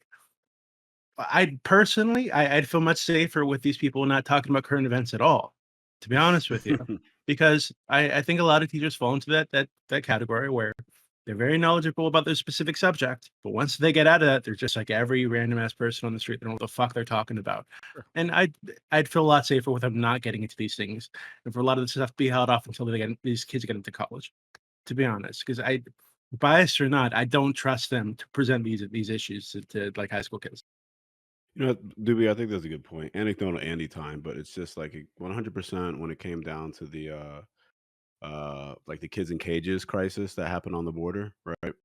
And or when Biden got into it, like I have the articles, I can link it, anybody wants it, but like how he changed the system and how they did change how everything was, and it's no longer as locked down, and they added essentials and stuff for the kids, and the shipping containers came straight from the factory with bars on them, right? Because they're normally intended for construction sites, and the square footage of living for the actual shipping container was actually pretty large, right? And much larger than like you would say like a dorm room in a college type thing when people are talking like there's all these things I did heavy research into. But as I was arguing this on Reddit, I ran across a school teacher, and a school teacher was like literally just read articles just like you were saying, and then they ran out, and it like and I think that's actually a good point now that I think about it, is that I if I don't really trust school teachers to talk about things in a responsible manner, right? When they have to do all the research themselves and to present it in a way where to say, like, I'm thinking about my own past experiences, and I'm just like, I don't know, actually, now that I think about it, if I would allow, some clearly biased teacher to voice their opinion on something when I know they're probably not going to do the type of due diligence that they should. Um, And not to like shit talk teachers, right? Teachers already have like a really, really hard job to do. No, And there's like a lot of it's not easy doing what a teacher does. And to also say like teachers can come at like this from like the best good faith interpretation. But like if they don't have like the necessarily knowledge a lot of times, like I have a lot of teachers who tried to teach us about not being biased and stuff like that. And what I learned when I got to college and stuff is that most of those teachers don't know how like scientific research works, for example. That's like one of my biggest things is like people don't know how like studies are designed, especially ones about like for things like psychology, which is what I was majored. Anybody who talks about a psych study has absolutely no idea what they're talking about. Just assume that, because like they don't know how, like from the ground up, you go about structuring these things. And then when you write conclusions and like reports, and they even when they read just those sections, which are the sections that are accessible to them, they don't know the like what types of claims, those types of like research pieces of research are making. And so like they might like go into this as good faith as possible, trying to like give the best unbiased information to their students and still fuck up. Which is why, like you said, information literacy, as Alice said, is probably like a better solution than like showing up multiple sides and stuff like that. You also want to say that I probably have a little bit of bias in the fact that like I just wish that other people were able to like educators and other parents were able to teach their kids kind of in the same way that I do, where when my kid comes up and asks me a question, I never assume that I know anything. I'm always like, okay, well, let's sit down and let's like look at things. And I never just look at a single thing. I'm always looking at multiple things and showing them like the difference in like the way that things are reported. And like he's only an 8-year-old kid, so I have to like try to dumb things down for him. But like through my experience with him, I see that like it can be done, how you can like teach somebody both sides of an argument and like how facts are used. And like maybe that's just like, oh well, this is how I do it in my house, so like I wish that other people's did that. And like I will fully admit that's probably some bias of mine creeping out, thinking that, oh, if it's possible in my house, it's also possible other places. But No, I will also say, like, first off, that's based white race. That's fantastic. Like, that's great. And then Top Dolphin, earlier you kind of mentioned something that, you know, and you've mentioned it a few times now, that I agree with. People don't know how to read studies. No one knows how to read studies. It's very hard to learn how to read whether a study is effective. I've done it for people a lot because Calliopean Club, a server I'm an admin on, that's one of the things that I do a lot is I break down studies and explain, like, you know, okay, here's the methodology, here's how big of a sample it was, here's what they did, here's the bias behind the authors. And all of this adds up to a picture that tells you what you should think about when you're reading this study. That's also part of information literacy, learning how to do that. But one of the things that you can do is fuck studies. There's 400 articles on this. There's lots and lots of views, lots and lots of viewpoints that you can look at, and you can do the same thing for each of those articles, for each of those other viewpoints you find. Your teacher comes to you and says, oh, black people are just lazy. You probably know, well, that's obscuring a truth here, isn't it? Right? That's part of information literacy, is to start questioning bias. My teacher said racist shit before, and this sounds kind of like racist shit. And then you go start doing some research of your own, and you get some articles, and maybe you'll get some Fox News articles, and you can do the same thing there. Say, okay, Fox News, I know that there's a bias there, right? Kind of conservative. So I'm going to take this article with a grain of salt. You can do this with a lot of different sources. And that's also part of information literacy, is you're right, lots of people can't read studies, but you can read an article, and you can read lots of articles, and you can do that same, it's a way of thinking. That's what information literacy is, and that's like what goes into that. It's that way of thinking. And again, I am not an expert in this. The expert in this is sitting over there, and she definitely doesn't want to get on this panel. But like this is like what is being taught for like library science, for like information literacy courses. This is like what is being taught on like the edge of teaching. Like this is something I hope will be applied, but it's just not applied very effectively right now. But it's something important. And shout out to your local librarians. No, they're not the people behind the desk that you go to check your books out with. They're the people designing these courses and teaching them to students and that type of stuff. So we've talked a lot about, there's two places I guess I'm going to take this.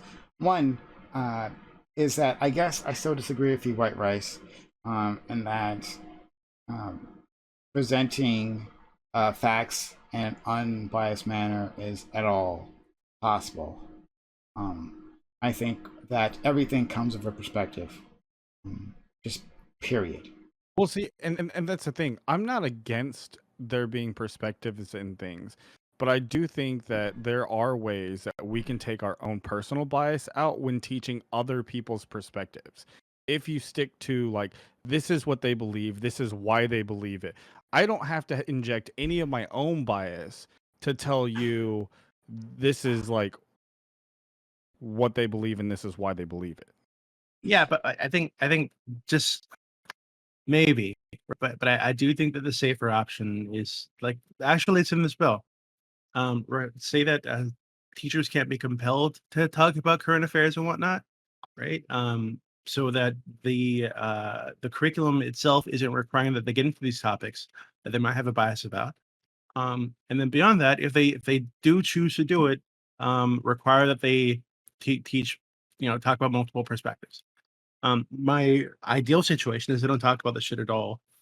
I just don't trust them to be fair when they're going to talk about something like even something like the argument about CRT, right, in schools. I wouldn't trust a conservative or like a liberal or progressive teacher to talk about that.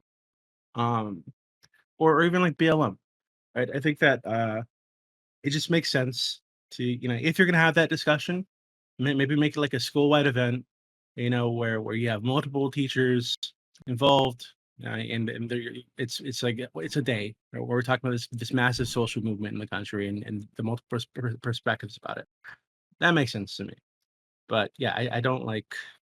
I just don't think teachers should be talking about what's in the news and giving their opinions and to this like basically like hostage audience that they have. Do we all That's kind go ahead, Oh, Alice? sorry.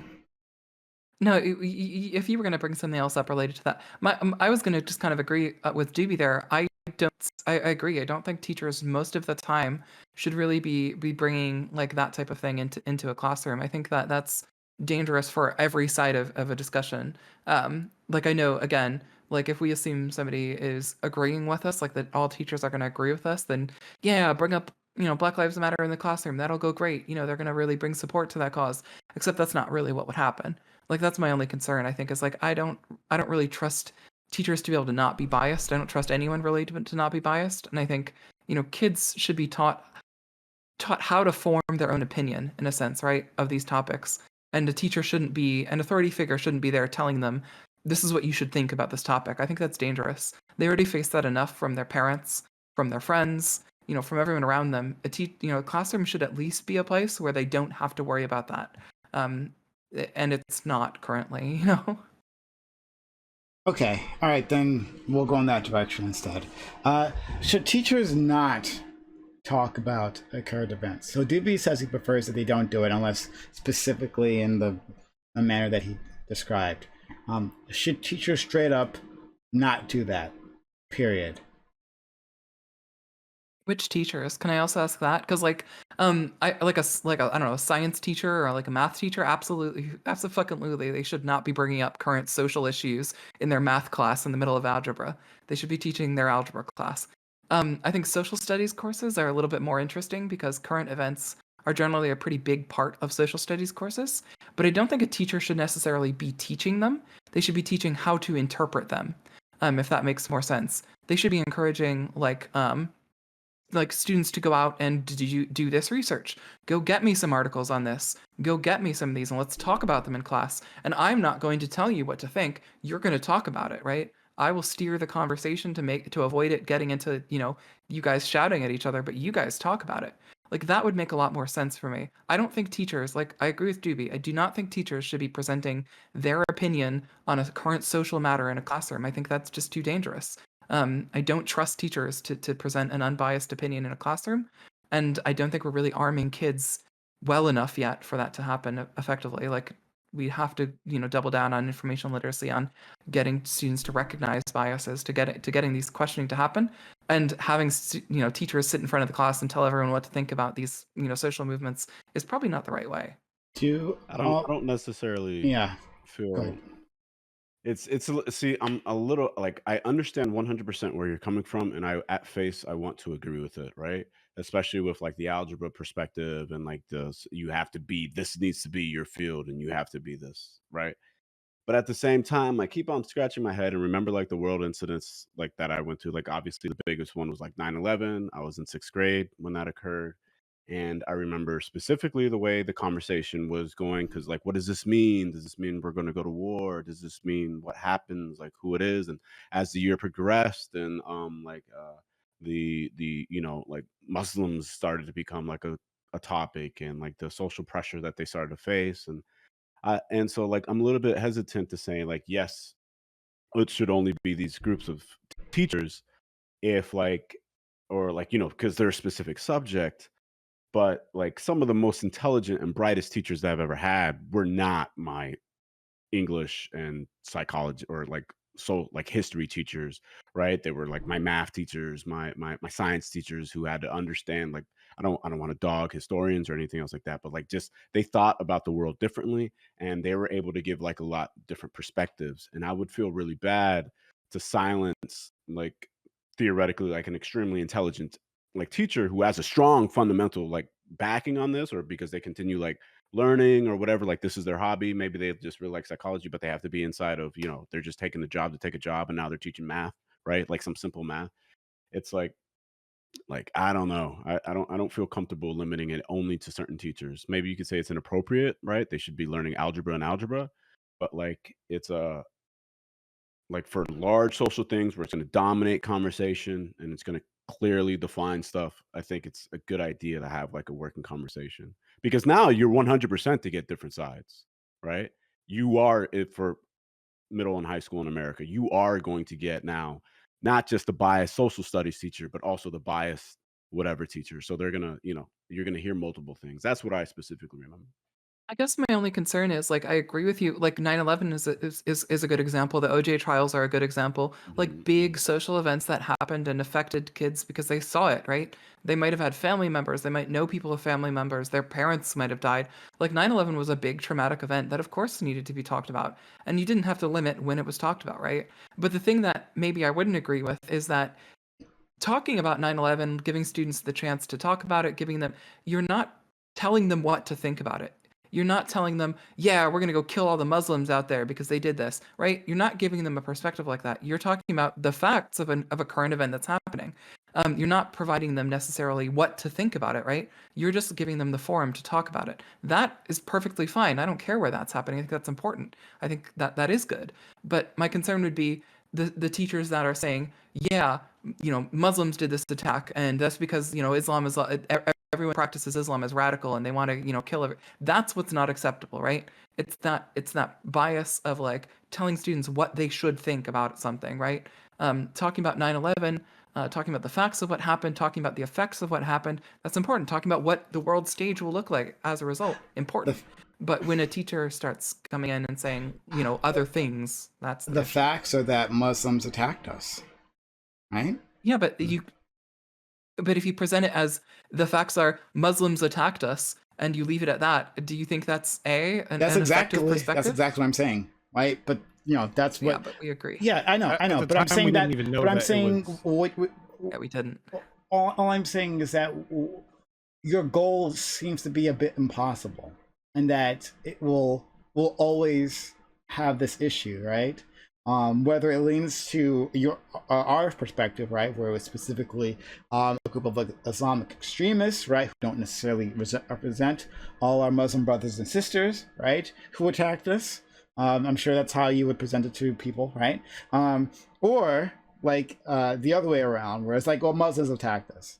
I mean, both are true in a light, right? Muslim individuals performed the attack, but like, which way will any particular person go with that? And one way or the other, they're presenting a perspective. So it's kind of impossible to do that, to do what you're asking. Like, I don't, Which one? When you say you, who are you saying? You. Oh, you. Yeah. Do what you are asking. You, Alice. Sorry. Yeah, but I've already said that I don't think it's possible to present some sort of unbiased fact. Which is why I've said that instead what we need to focus on is informational literacy and having students question what's being said. I guess I'm saying, okay, well, I guess I'm saying that even in that situation, that the ones you've been constructing, right, which I think is a good perspective. I'm not arguing that's not a bad one, just that even then it will still creep in. But I guess you just acknowledge that. That's fine. Right. It will creep in. I guess my thing is that if the focus for teachers is enablement of like discussion, that would be better than a focus on, good example, these panels. Prime, if you took these panels on and you were sitting here and telling us, here's the topic and this is what I think about it, and that's all you were focusing on, you were just here to tell us what you thought about it, and you didn't give a space for people to question it really. You just told us what your answer was about the panel. And the only thing that we were allowed to do was comment on it like, oh, that's interesting or whatever, right? That's what you were saying, not you, but that's what we're saying, like, that's a bad thing for a teacher to do, right? A good thing for a teacher to do is more like what you do on these panels, in a sense, most of the time, which is you do provide some background about it, right? The topics are curated in some sense. We talk about some facts behind those topics, but you're not here necessarily to tell everybody what to think. You might chime in with your perspective sometimes, but most of the time, you're just facilitating a discussion. You're moderating. A teacher should, most of the time in a discussion like that, like about 9/11 or about Black Lives Matter or something, they shouldn't act necessarily as the sole viewpoint. They should act as a moderator or facilitator. So, but it still could be extremely problematic in either side, though, right? Because like they can operate as a moderator, but when you have a whole bunch of like kids, oftentimes like that I found, if we're still talking about that group, that I don't run into many well-read kids on social issues about either side, right? Maybe they read some partial things that they like, right, to back them up, but you talk to them, you sit them down, it's like hold on a sec, you have like real surface level understanding about this issue, right? And so I don't think the type of conversation that would actually sprout inside the classroom for such an important topic would like be any good, like, Yeah. or I mean, I agree with you, but if you're talking about something, so like, I agree with you. I don't think that it's going to be very effective for kids. I think high school, right? High school is a good level. I'm willing to say even I'm pushing this all the way out into some undergraduates into college. I talk a lot to a lot of like shallow understanding college kids, right? And it's like why do you actually feel this way? I don't know, man. It's bad. It's bad. It's bad. And it's like it's latched onto it, and then you sway them just the same. I've seen it all the time. And And that's especially in these debate servers, right, where people want to debate, so I'm expecting them to have more knowledge on this topic, and they still fuck. I administrate a debate server, so believe me, I know Yeah. that. Yeah. But to that point, again, back to the base part of my position on this is literally just that if we're teaching students how to actually question things, we're teaching students how to recognize bias, how to recognize when they're being given a one-sided perspective, then that effect is going to reduce, right? The effect you're talking about happens because we don't teach those topics right now. We don't teach students how to recognize bias. We don't teach students to question their own views. We don't teach that, right? The other part of the thing is, I don't necessarily like you brought up 9/11. If we talk about some big social event that happens like that, that's what I'm saying. Teachers should be a facilitator, right? They should provide whatever context they need to provide, right? Because it's true that kids aren't necessarily going to have every perspective on it. But I don't necessarily think that a teacher should be teaching a course on, the day that it happens, 9/11 or something like that. I don't think a teacher should be teaching a course on Black Lives Matter. I think that, it definitely depends on context, right? That's one of the important things for me is like, what is the context? Why is the teacher bringing it up? Is it part of a curriculum? They're teaching history. They're talking about, the Holocaust or something, or is it that they're literally just bringing up some unrelated social issue to try to convince the kids in the classroom of their own position, right? Like that's my question is context, right? A teacher should be facilitating and teaching, not convincing everyone. I wanted to get back to this one point again, the one that DB raised on his like not wanting teachers to be talking about current events, and I want to get everyone's perspective because everyone has talked about this.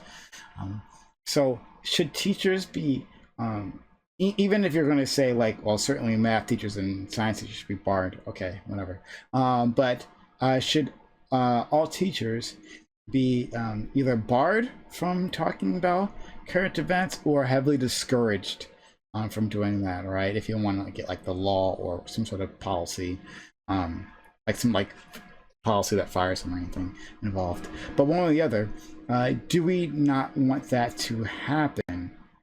You can consider that if it's a contentious issue, then you will have parents who are on one side or the other who will contact the school and make a big fuss about it, right?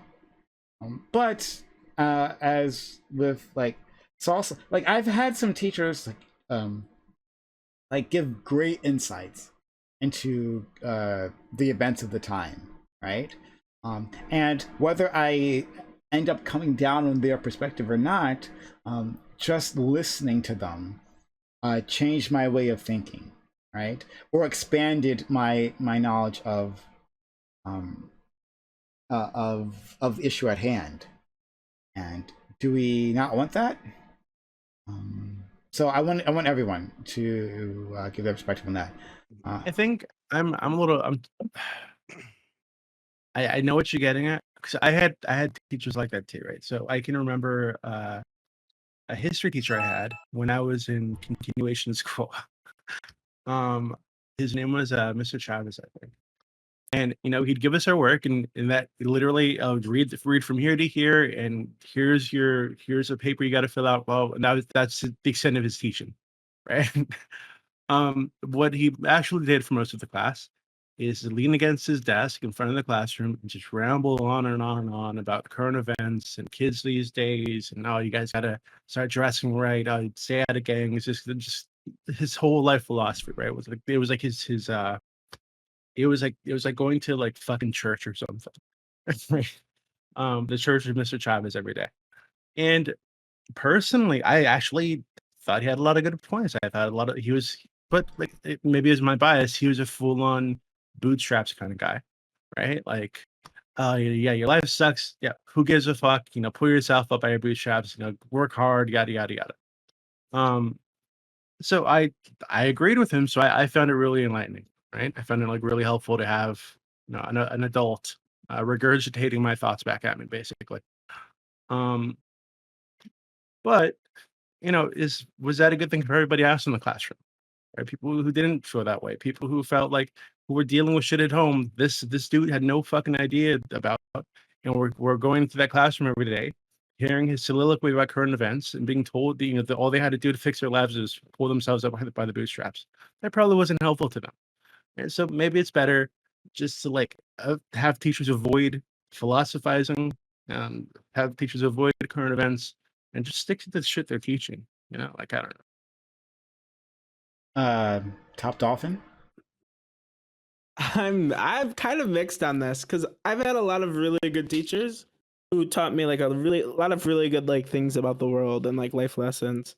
Some that were political, some that were not. We had like one of the things that reminds me is when my AP calculus class. But we our class was famous for we would derail the fuck out of our teacher. We would get him talking about whatever he was passionate about. We would get him talking about anything that wasn't AP calculus, because fuck calculus. And we still did well in the class. It's still a great class, but like we often talked to him. He was like really passionate about nature. He wanted to be like a zoologist. So he talked to us a lot about like biological sciences, because like that's what he went to school for a little bit before he swapped to doing education. And I see like this student coming up to like a teacher and saying, "Hey, what about that thing that happened in the news?" Right? And I don't know if it's like it's not part of their curriculum, right? But like kids want to talk to their teachers and see what the teachers think about things. And I don't know necessarily. It seems like an overstep to say, yeah, teachers, like obviously you can't give your opinions on any of these like current events that are going on, right? But then again, it doesn't seem far enough to me to say like, oh, well, as long as it's not part of your curriculum, like it's okay, right? You can talk about whatever you want. Like there seems to be some level of like responsibility that needs to be held there, and I don't know exactly how or where to draw that line. And I'm open to like people who have solutions for that. Or do we just have to take the nuclear option and say like, no, teachers never talk about this stuff? Salsa? Sorry. Well, Alice, you can give your opinion then on that, and then we'll go to salsa and white rice. Okay, sorry. I just wanted to say, like, I have the same kind of problem as Dolphin there. Like, DB gave an example of like a teacher that, I guess he saw kind of like as a mentor, and like that he really, trusted a lot, and kind of heard the opinions he already had regurgitated. But like, I guess that's my concern is like teachers are there to teach a particular curriculum right now. That's what they're really, enabled to do. And it is great when teachers build up kind of like that sort of mentorship relationship. That is great. But my only concern with that is that when you have a teacher that's good, that's a good thing. But when you have a teacher that's got some insane views and when I have a teacher that thinks that, being trans is immoral or something like that and could twist statistics to make it, that be supported, then I'm not going to be particularly, that's not going to be good for me. That's not going to be good for people like me, right? That teacher who I might see as a mentor is going to maybe, convince me that, I'm going to hell if I do that or whatever, right? So it's like, I guess that's one of my concerns is that, like, if we talk about everybody, like the ideal teacher, yeah, the ideal teacher definitely should be able to give the, opinion, like, based, thing, give like different perspectives, talk to students about issues outside their curriculum. But when you talk about bad faith actors, when we talk about the teacher that does not fit the ideal, then if we allow that type of conversation, that teacher is going to have a lot more power, control than they really should be allowed to. That's my concern, essentially, is that good teachers with that power and control have a good result, but bad teachers, people who are bad faith actors, have a really, really bad result if they're allowed to do that. That's my concern. So I firmly believe that now, like, 'cause I was thinking about it. I don't want to say now, right? But like, Alice, if you, from the perspective that you have, like, where you have to, I forget the exact wording that you said in regards to making sure that kids can recognize biases, right? And challenge those whenever they come up.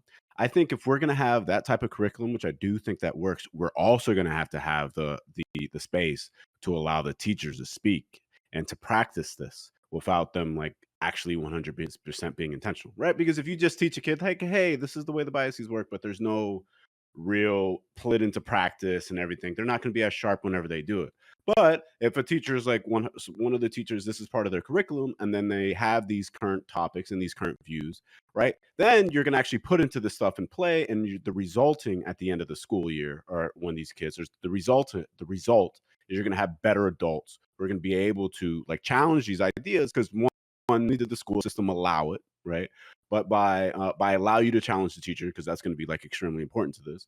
But then you would also need to have, like, all the other teachers from the various, not just strictly on the subject, so they can communicate and they can talk about this, and you can have different perspectives.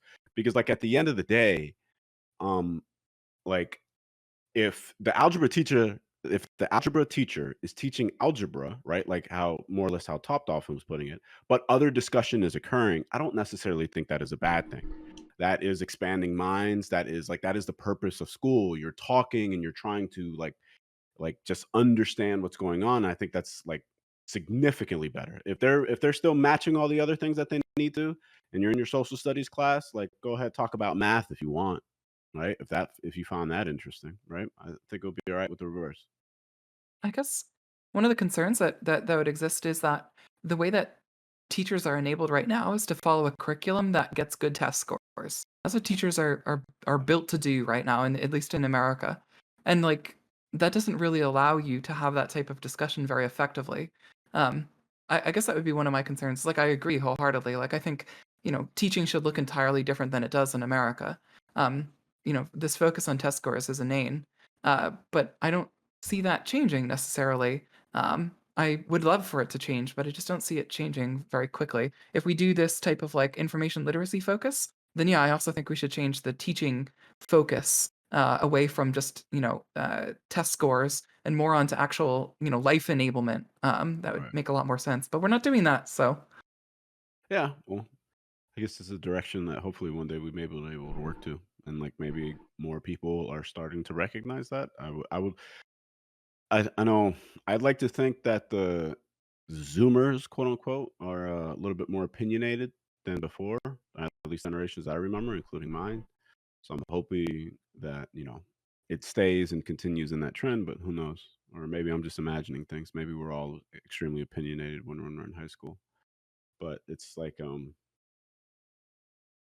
and people are getting more knowledgeable about topics as well, like children, right? Like kids, the things are being pushed down to them. It's a little bit difficult to exist on social media and not be aware of some social issues, as opposed to, like, the 90s. You could not be aware about something because simply someone doesn't talk to you around it.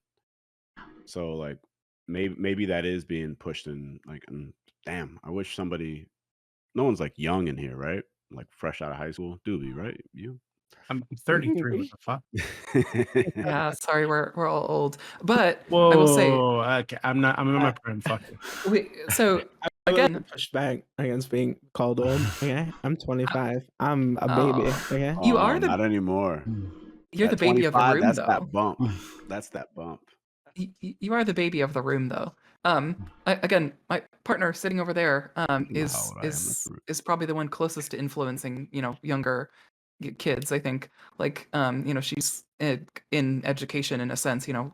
Being a librarian, potentially going into, like a high school or an elementary school. That's probably the closest I would say that I have.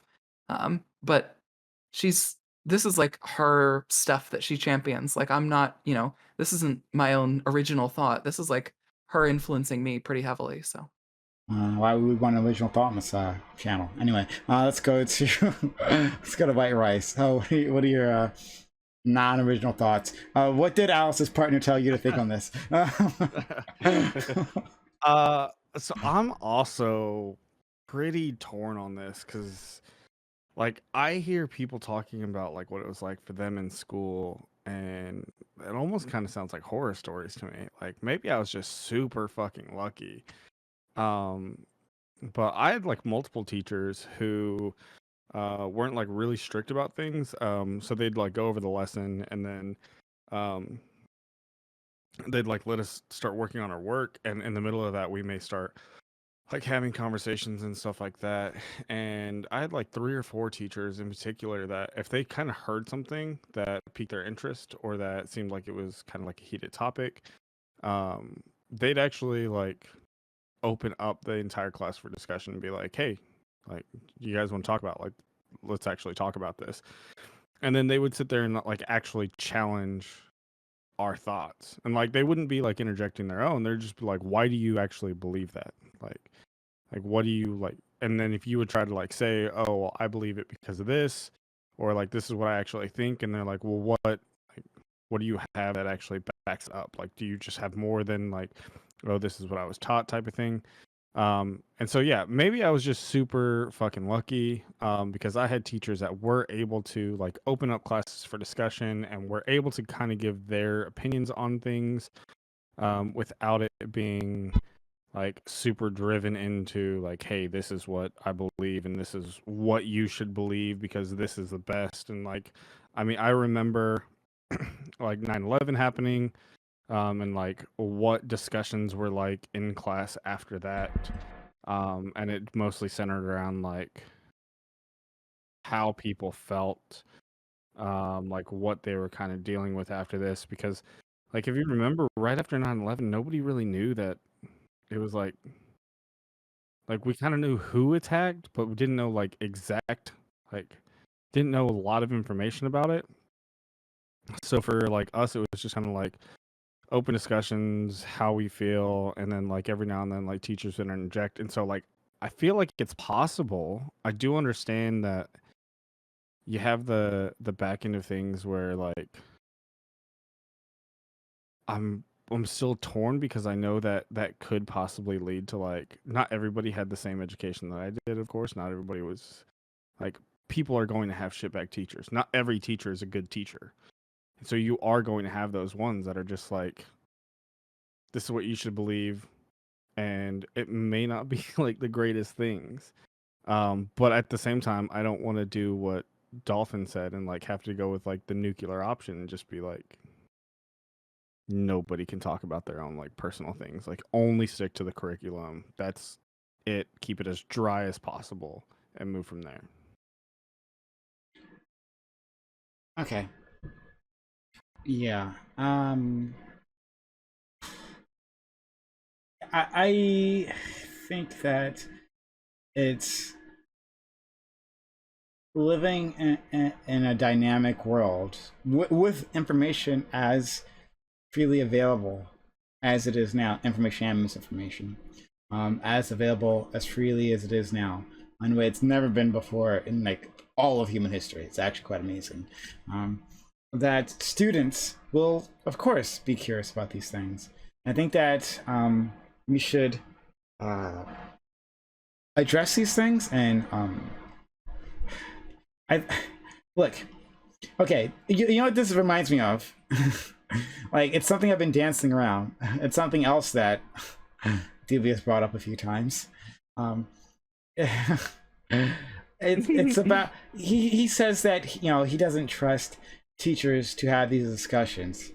He also doesn't trust voters to be able to make decisions for the exact same reasons, because of they're just ordinary people taking in information of the day and trying to arrive at conclusions at it, and oftentimes doing a shit job of it.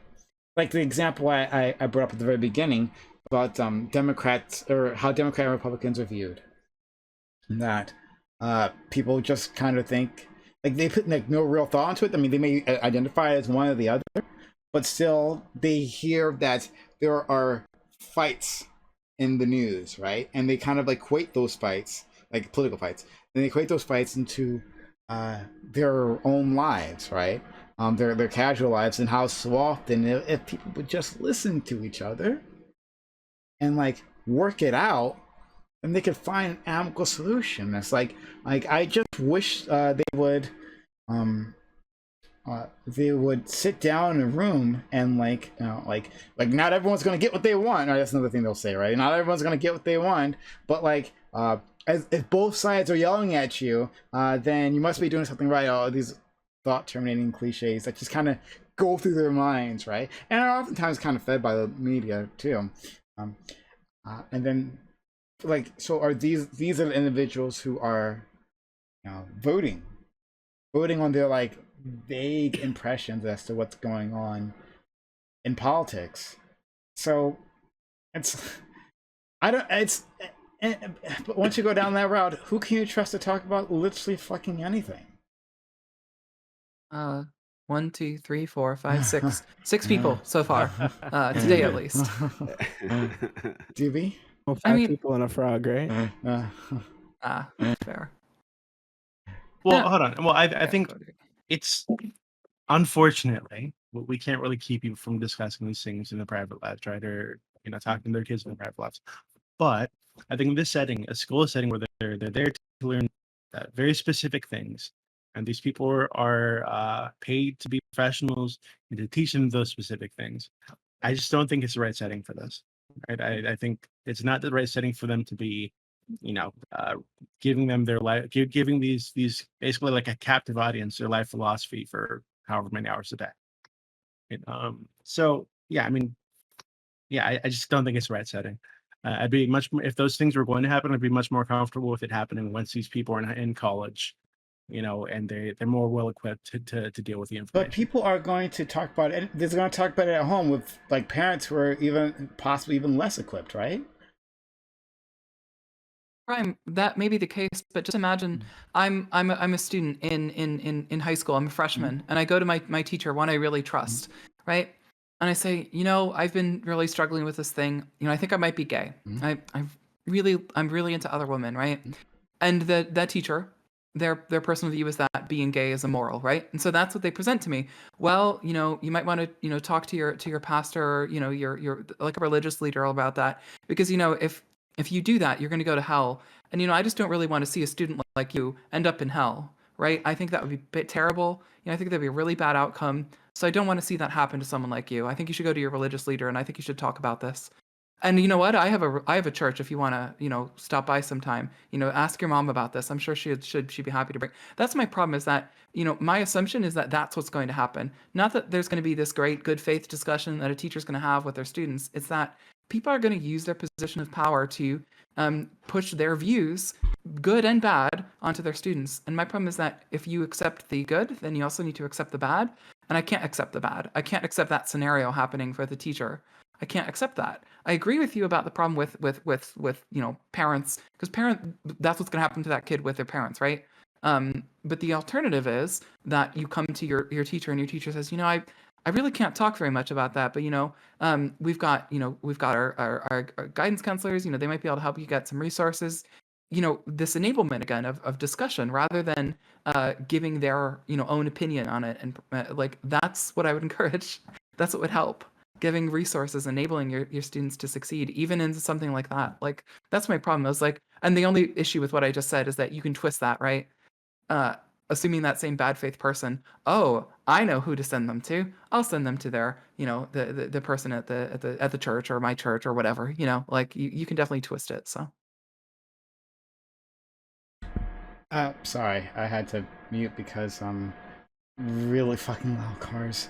Like, fix your fucking mufflers, for fuck's sake. I'm sorry, I don't know. It's just coming out right now because it just bothers me. I'm sorry. You're just Hey, jealous. look, You're not that it's a cool. teacher in class, okay? This is class, and Prime's a teacher who all day cars have been really fucking loud for no reason, and now he's ranting to his captive audience. but it seemed Alice, like, that would happen again. It would happen one way or the other, like we've established, and so I'm not sure if discussing these things is limiting these things in any which way is at all useful. And I think that if we did limit them, they would be used against that law would be used against people on the left more often than not. That's possible. I mean, you don't have to make this a law. I mean, not necessarily. Like, I'm not sure whether we're talking now about like the ideal teacher or like what the school maybe should enact, or I don't know what we're talking about at this point. Like, I guess if you're trying to put this into law, then yes, it would be pretty difficult to do that. Pretty much any law you put into place is going to be used for, its own agenda. So there's not really a way for you to get, benefits only for the left and not benefits for the right. It's not going to happen. Even this bill, like we've said, there is some flexibility in how it could be used. It could be used to actually, hurt, talking points that, people on the right might want to be able to bring up. They might want to be able to bring up that being gay is immoral or something, right? And, arguably the position that bill would set out, if that were covered in a social studies class for some reason, would mean they'd be able to just do that. They'd also have to, you could argue that, right? But that's how law works. I mean, I don't really think there's going to be a magical fix to some people just, having a perspective we disagree with. There is no fix to that. I agree. The only real way we can do anything is just provide lots of information and provide the right tools to question information, enable that. That's it. That's all we can really do. Yeah, actually, so something that I've been thinking about, and I'm going back and forth about this in my head, I'm just gonna fucking say it. I think actually our current the way we kind of do this now kind of almost works ideally. And that like right now the it's like, I don't know if it's an official rule or an unwritten rule or just kind of like a social stigma, is that like there are certain spaces like school where teachers just are kind of not supposed to talk about politics or not supposed to talk about religion. There's like certain things that are like a little bit taboo to talk about, right? And as far as I'm concerned, it seems like maybe it's this then, and I want to say that I am extremely biased. I realized that my school experience, after talking to lots of people who went through school, was nothing like the average school experience. But from what I know, it seems like a lot of the like it kind of ends up with teachers kind of being careful with what they say a little bit, and then you get the few old teachers who say whatever they want, but they're all old and grouchy, so you kind of take what they say with a grain of salt because they're the weird ones who are speaking out about it, when every other teacher is kind of like, this is kind of not something we should talk about. And I don't know if there's like necessarily a better way, and like the better way is just to, like Alice said, arm people with the right way to disseminate information, and to look through information, but also arm people with better information and like change people's minds so they don't have these opinions to spread, right? I don't see a way that kind of like I don't see any way we could like make rules necessarily, or that like would strictly enforce things in a way in which all the bad things are gone and all the good things are there. Sorry, could you TLDR that for me? I apologize. Yeah, so I think like right now the way it kind of works is we have sort of like a social pressure, in that like teachers are not supposed to, or like in professional settings like school and work and stuff like that, you're kind of not supposed to talk about politics. You're kind of not supposed to talk about like controversial stuff. You're kind of not supposed to talk about like certain types of opinions that might not be okay. And I think that kind of works, I guess. And it's not perfect, but it seems better than any other alternative that like anyone could present. And so like the goal should be to like necessarily help people deal with information when they get it and to arm people with better information over time. I don't know if that makes any more sense. What does anyone else think before? The only other thing I want to add, I guess, like, is like I kind of actually agree to some sense with Dolphin. Like, the only thing that we really need to change about our current approach, the American approach, is to reduce the focus on like testing scores and increase the focus on like how to understand information and how to recognize bias. You know, that information literacy stuff. Like, that's it. That's the only thing that I think we could really greatly improve right now. Like, I'm just in this post here in your chat, Prime.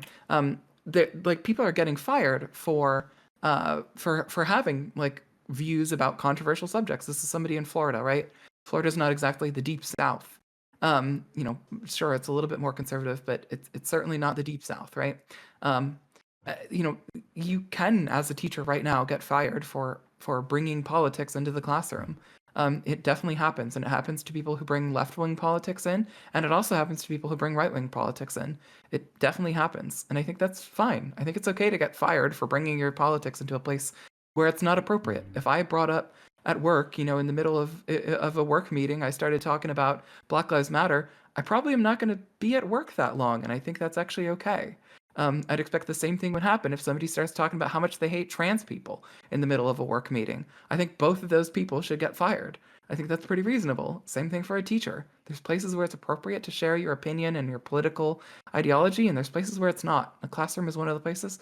Usually not. Are we saying that then the status quo, as it is, at least outside of Texas, is pretty much exactly where we want it to be? Like, this is good? You encourage people who are good teachers to become teachers, and you discourage people who are going to be bad teachers from being bad teachers, and you don't worry so much about their ideology because you discourage them from teaching their ideology. That's what we do right now, and that works pretty well. Like, there's things that we should improve, but those things that we need to improve aren't necessarily changing the teachers. They're changing our methods of teaching to students and what we focus on, and enabling students to have more of a control over their education in a sense, right? If you can start questioning and you can start being able to say, hey, my teacher said this stuff and I think that she's dead wrong. Let me go find out. We have the internet now. It's not like you need to go drive to the library. It's not like you need to go whip out an encyclopedia. You've got fucking Google. You've got Google Scholar. You've got EBSCO. You've got all these resources that you can use. Teaching you how to use them is what we need to do now. Okay, the rest. Sorry, I'm distracted by something. I don't know what I think. I don't know why so many people have talked that I really respect. And now Alice, who I'm on the fence about. Okay, but all these people I really respect have talked about this idea of getting rid of like grading in school or teaching for grades, and I don't buy it. Okay. Wait.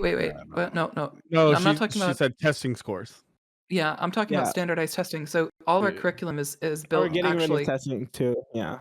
I'm not talking about getting rid of testing. The national testing, like you ever like Florida has FCAT, where it's nationally, or it's like Florida assigned, and it's these high standards that you have to meet, and it determines the success of the school or not.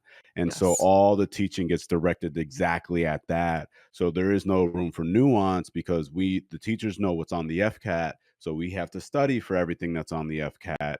And it doesn't allow for like a better like teaching experience. I know exactly, like I remember when there was no FCAT, and I remember getting the FCAT. I remember being able from elementary school to high school to see how by the time it entered high school, there was no nuance on anything. It was teachers objectively saying like, it's not on the FCAT, let's not talk about it. So I don't know. Like I get what you're saying when it comes to like standardized testing and stuff like that. But for me, like I don't know, my goal is just that like teachers teach better, right? So like I went to two like extremely different schools. A school in which standardized testing was like really difficult, right? Having kids who could perform well on tests was like a godsend. And to the point where like when I left the school, because I was one who performed really well in standardized tests, people in administrative were like really, really mean to me and my family when we left the school district. And then I went to another school where like standardized testing was just something that was kind of there, but no one really talked about it because like everyone passed them, like for the most part. What And was I the feel like, second? I'm sorry. Were you in a were you in a richer area in the second one? Just curious. So like you're literally talking about the effect I'm talking about, by the way. The focus on standardized testing in the first school, the reason that was there is because they were losing funding because they were failing standardized tests. And the second school, the reason that there wasn't a focus is because they were passing standardized tests and their funding was secured because of that. The way that we get funding for schools at all, any funding, is by passing standardized tests. If you don't have a Yeah, certain and so percentage like pass them, you don't get any funding. yeah, and so like I might disagree. Well, so like I hear like so the conclusion that a lot of people come to from that is that like we should get rid of the standardized testing. But I think maybe we should just change the way that we allocate funding based on standardized test performance, right? Which would be something different. That's fine. Those are both fine. That we're Yeah. talking about the same end result. Like there's a way of teaching, and we would get too far into this, but there's a way of teaching where essentially you teach to a goal. You have an outcome that you want to have essentially, right? Like I want my students to be able to, like when we're talking about like this type of knowledge, ability to address knowledge. I want my students to be able to like recognize bias from different sources. I want my students to be able to like effectively address sources. You have those goals, right? And then you build your curriculum around those goals. That's what we should be doing in teaching. But right now, what's happening is the goals are, I want my students to be able to pass the FCAT at the end of the year. And that's not a good goal. That's not an effective goal. You don't end up with people who are enabled to like self-learn and like really be able to be effective in the real world. You just have people who could pass a test, which I mean is great, if you're going to go out there and do test passing for a living. But nobody that works for me, I don't give a shit about what their scores were on tests. I care about how they address information. I care about how they do research. I care about, their actual skills. I don't give a shit about what their score was on the SAT. Like the real world doesn't give a fuck about the FCAT, doesn't care about the SAT, it doesn't matter what the hell you got on your ACT. I don't give a fuck. You don't hire people based on what their test scores were. You hire them based on whether they have the skills you need or not. Yeah, but Yeah. at the end of the day, like how do we assess the skills that people need? Like I it's just not told you. right. see, but here's the but issue, like though. when we're trying to see how like people are doing, right? It seems like we need some sort of metric, right, or some sort of way to understand what someone knows to be able to be able to compare that across like large amounts of people to like a stat. Like it's good to like there is a goodness to being able to compare people across different demographics, across different groups, like all over the place, to make sure that people are like performing adequately and that there are no problems. And my problems, it seems like, and I don't know, and like I said, I'm very open-minded on this, but I don't know how we necessarily do this if we like get rid of something like standardized testing. Wait. So if I may, Yeah. maybe a possibility, right? Because the standardized testing is all for Florida, but like if you just like loosen the requirements a little bit and allow some creativity within the teachers, but still have like the bar, right? Like I don't know what actual things are, but like kids have to be like algebra 2 level by 10th grade, right? And like you set whatever that standard is. What you can do is you give the teacher that flexibility, but they'll just all the students test throughout the year, right? And that curriculum is going to be it now, right? So is that curriculum that's approved that says, hey, they're going to meet this level. Then you look at the kids' grades throughout the school year, right? Because think how silly would it be if like you get all A's in English, right, throughout your entire school year, but you just happen to be a bad test taker and you fail the standardized test, and because you failed it, right, they can't let you go forward, right? And which is I can't remember if that was the actual consequence for failing. I know there was one, but like I guess that's what I'm trying to say. You don't need an end of the year test. You just did the person pass their class or not? If they passed it, then they go. That's it. Yeah. But that's a equally as ridiculous measure. No, it's Delphin, not. 'Cause that's, no, we already do that. Because I've been because there's so many classes out there that are like so many different levels of difficulty for the same thing. I've taken the same class from two different teachers, and like one class is like holy shit, this is the easiest fucking bullshit that I've ever touched with my brain. And the other class is like, I'm crying because I can't understand the material. Like, this exists, right? But the Yeah, problem, well- Top Dolphin, is standardized tests don't address the effect you just talked about. So I just Yeah. tagged you with an article. I also posted it in Prime's chat. So go open that article, go read that article later, maybe. But the thing is that standardized tests don't test your general knowledge. They don't test your knowledge of your courses. They test your ability to pass this test based on very specific like questions, essentially. So poor school districts actually do way worse on standardized tests because they can't afford the material to buy to teach to the tests, right? So you don't want that effect. I can pinky promise that you don't want that effect. You've made it clear you don't want that effect. That's what happens based on standardized testing. That effect happens. And you've already agreed you don't want that effect. You want to have a good, improved outcome. You want to be able to say, these schools are doing well. These schools are not. The problem is when you tie it to funding, it means that the only thing you can do is teach to the test so that you can keep your funding, so you can keep paying your administration, so you can keep paying your teachers. It's the only way you can work right now. That's the issue. So I agree with you. You should be able to say, yeah, this is effective, this is not, and then apply the effective method, right? But that's not what happens in schools. Standardized testings don't encourage effective teaching. They encourage teaching to a test. That's what they encourage. And that doesn't work for real world, generalized knowledge and ability. So the problem I have with, right, like a lot of stuff we teach in school doesn't have to do anything with real world. But my problem is necessarily that like all right, you have like these two schools that one can pass a standardized test and one can't pass a standardized test. But instead of standardized tests, let's use like grading, right? Like so like but now both of these schools have good grades. Is like but like I guess hold on, I'm being stupid. Okay. I guess my question is there like data out there that shows that there's all these students who have like equivalent levels of education in like these poorer schools as to like a wealthier school, but because they can't teach towards a test that like they're like getting less funding and stuff like that? Because I don't think they should be getting less funding. Like I said, I actually think we work at it backwards. I think we should send more funding to the schools who suck at teaching, right? Because it probably means they're underfunded. But like I don't think the reality is that like you actually have all these students who can't pass standardized tests but are getting like adequate educations. I think there's probably is a pretty good correlation between standardized test scores and like the amount of it, the how good your education is, right? By metrics that we like measure today. And like maybe that like and like standardized tests should be revised in some ways, but I don't know if it necessitates like the abolishing of it.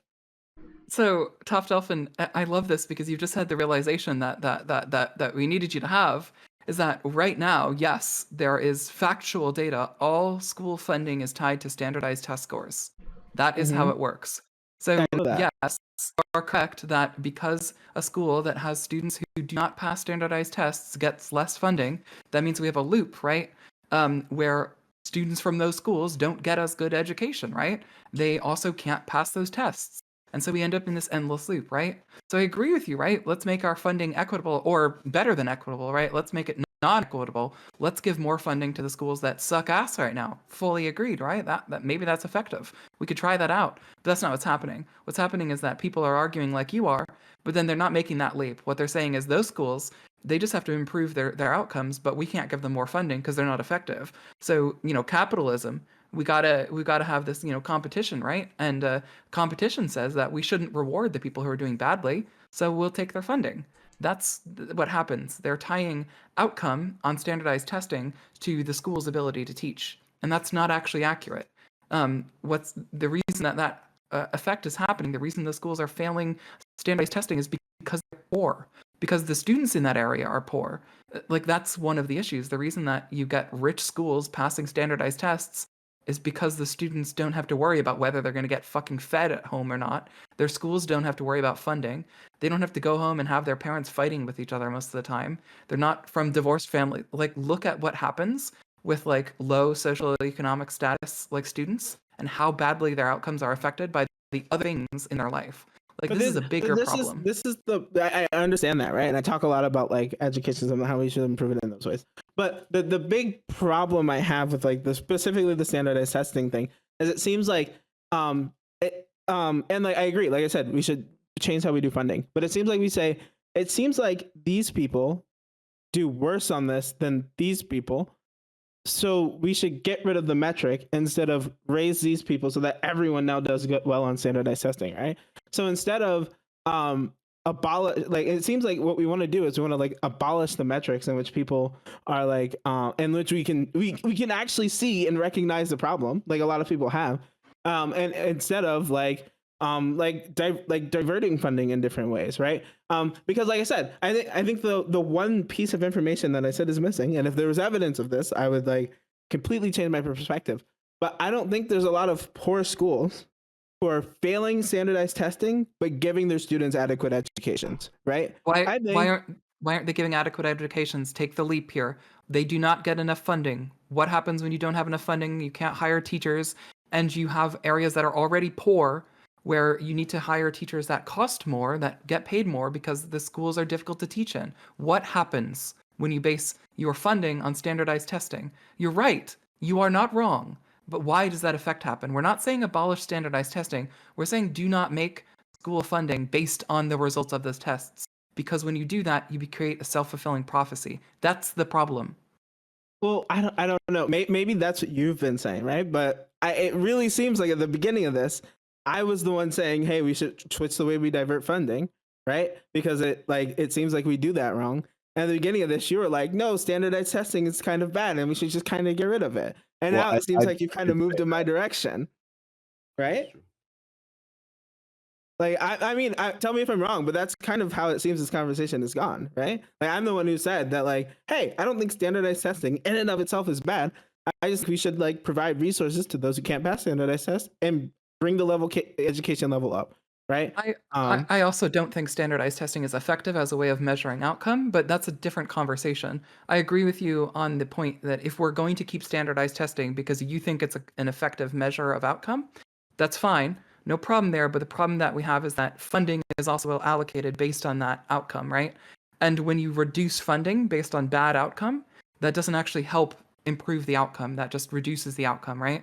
That's the problem I have. So you're right. I don't agree with the base point about standardized tests being effective measures of outcome, but that's irrelevant here, right? I can drop that point entirely and not give a shit about it because if we fix one of the base issues here is that standardized testing scores are how funding is decided.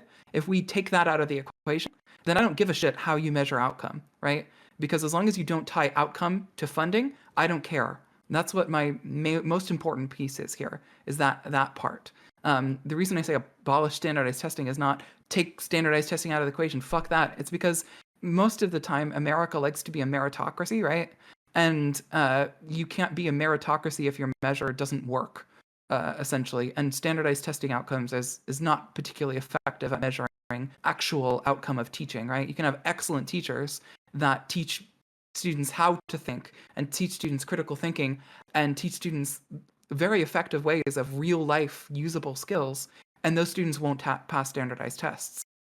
We have to talk more about that in a different conversation, right? I agree with your base point. We should change how funding is allocated, and I don't give a fuck how we do it. If we keep standardized tests and then we make funding more equitable, that's great. That's perfectly fine with me. I'll be on your side for that. But then I'll also have a separate conversation about the efficacy of standardized testing for measuring outcome as well. We also have to define what outcome is. Yeah, no, I mean, I will. Yeah, I think we mostly agree. I disagree that like standardized testing is necessarily a bad metric. I think, I think a lot of standardized tests are designed badly. But I think there are better ways to do it, and we've seen that schools have in some ways implemented some of these, with like Common Core and stuff like that. But Yes. but 100%, I think we've derailed. Like No, fucking- definitely. No, That was good. but no, I like it when Alice gets passionate, especially when she gets passionate at someone else.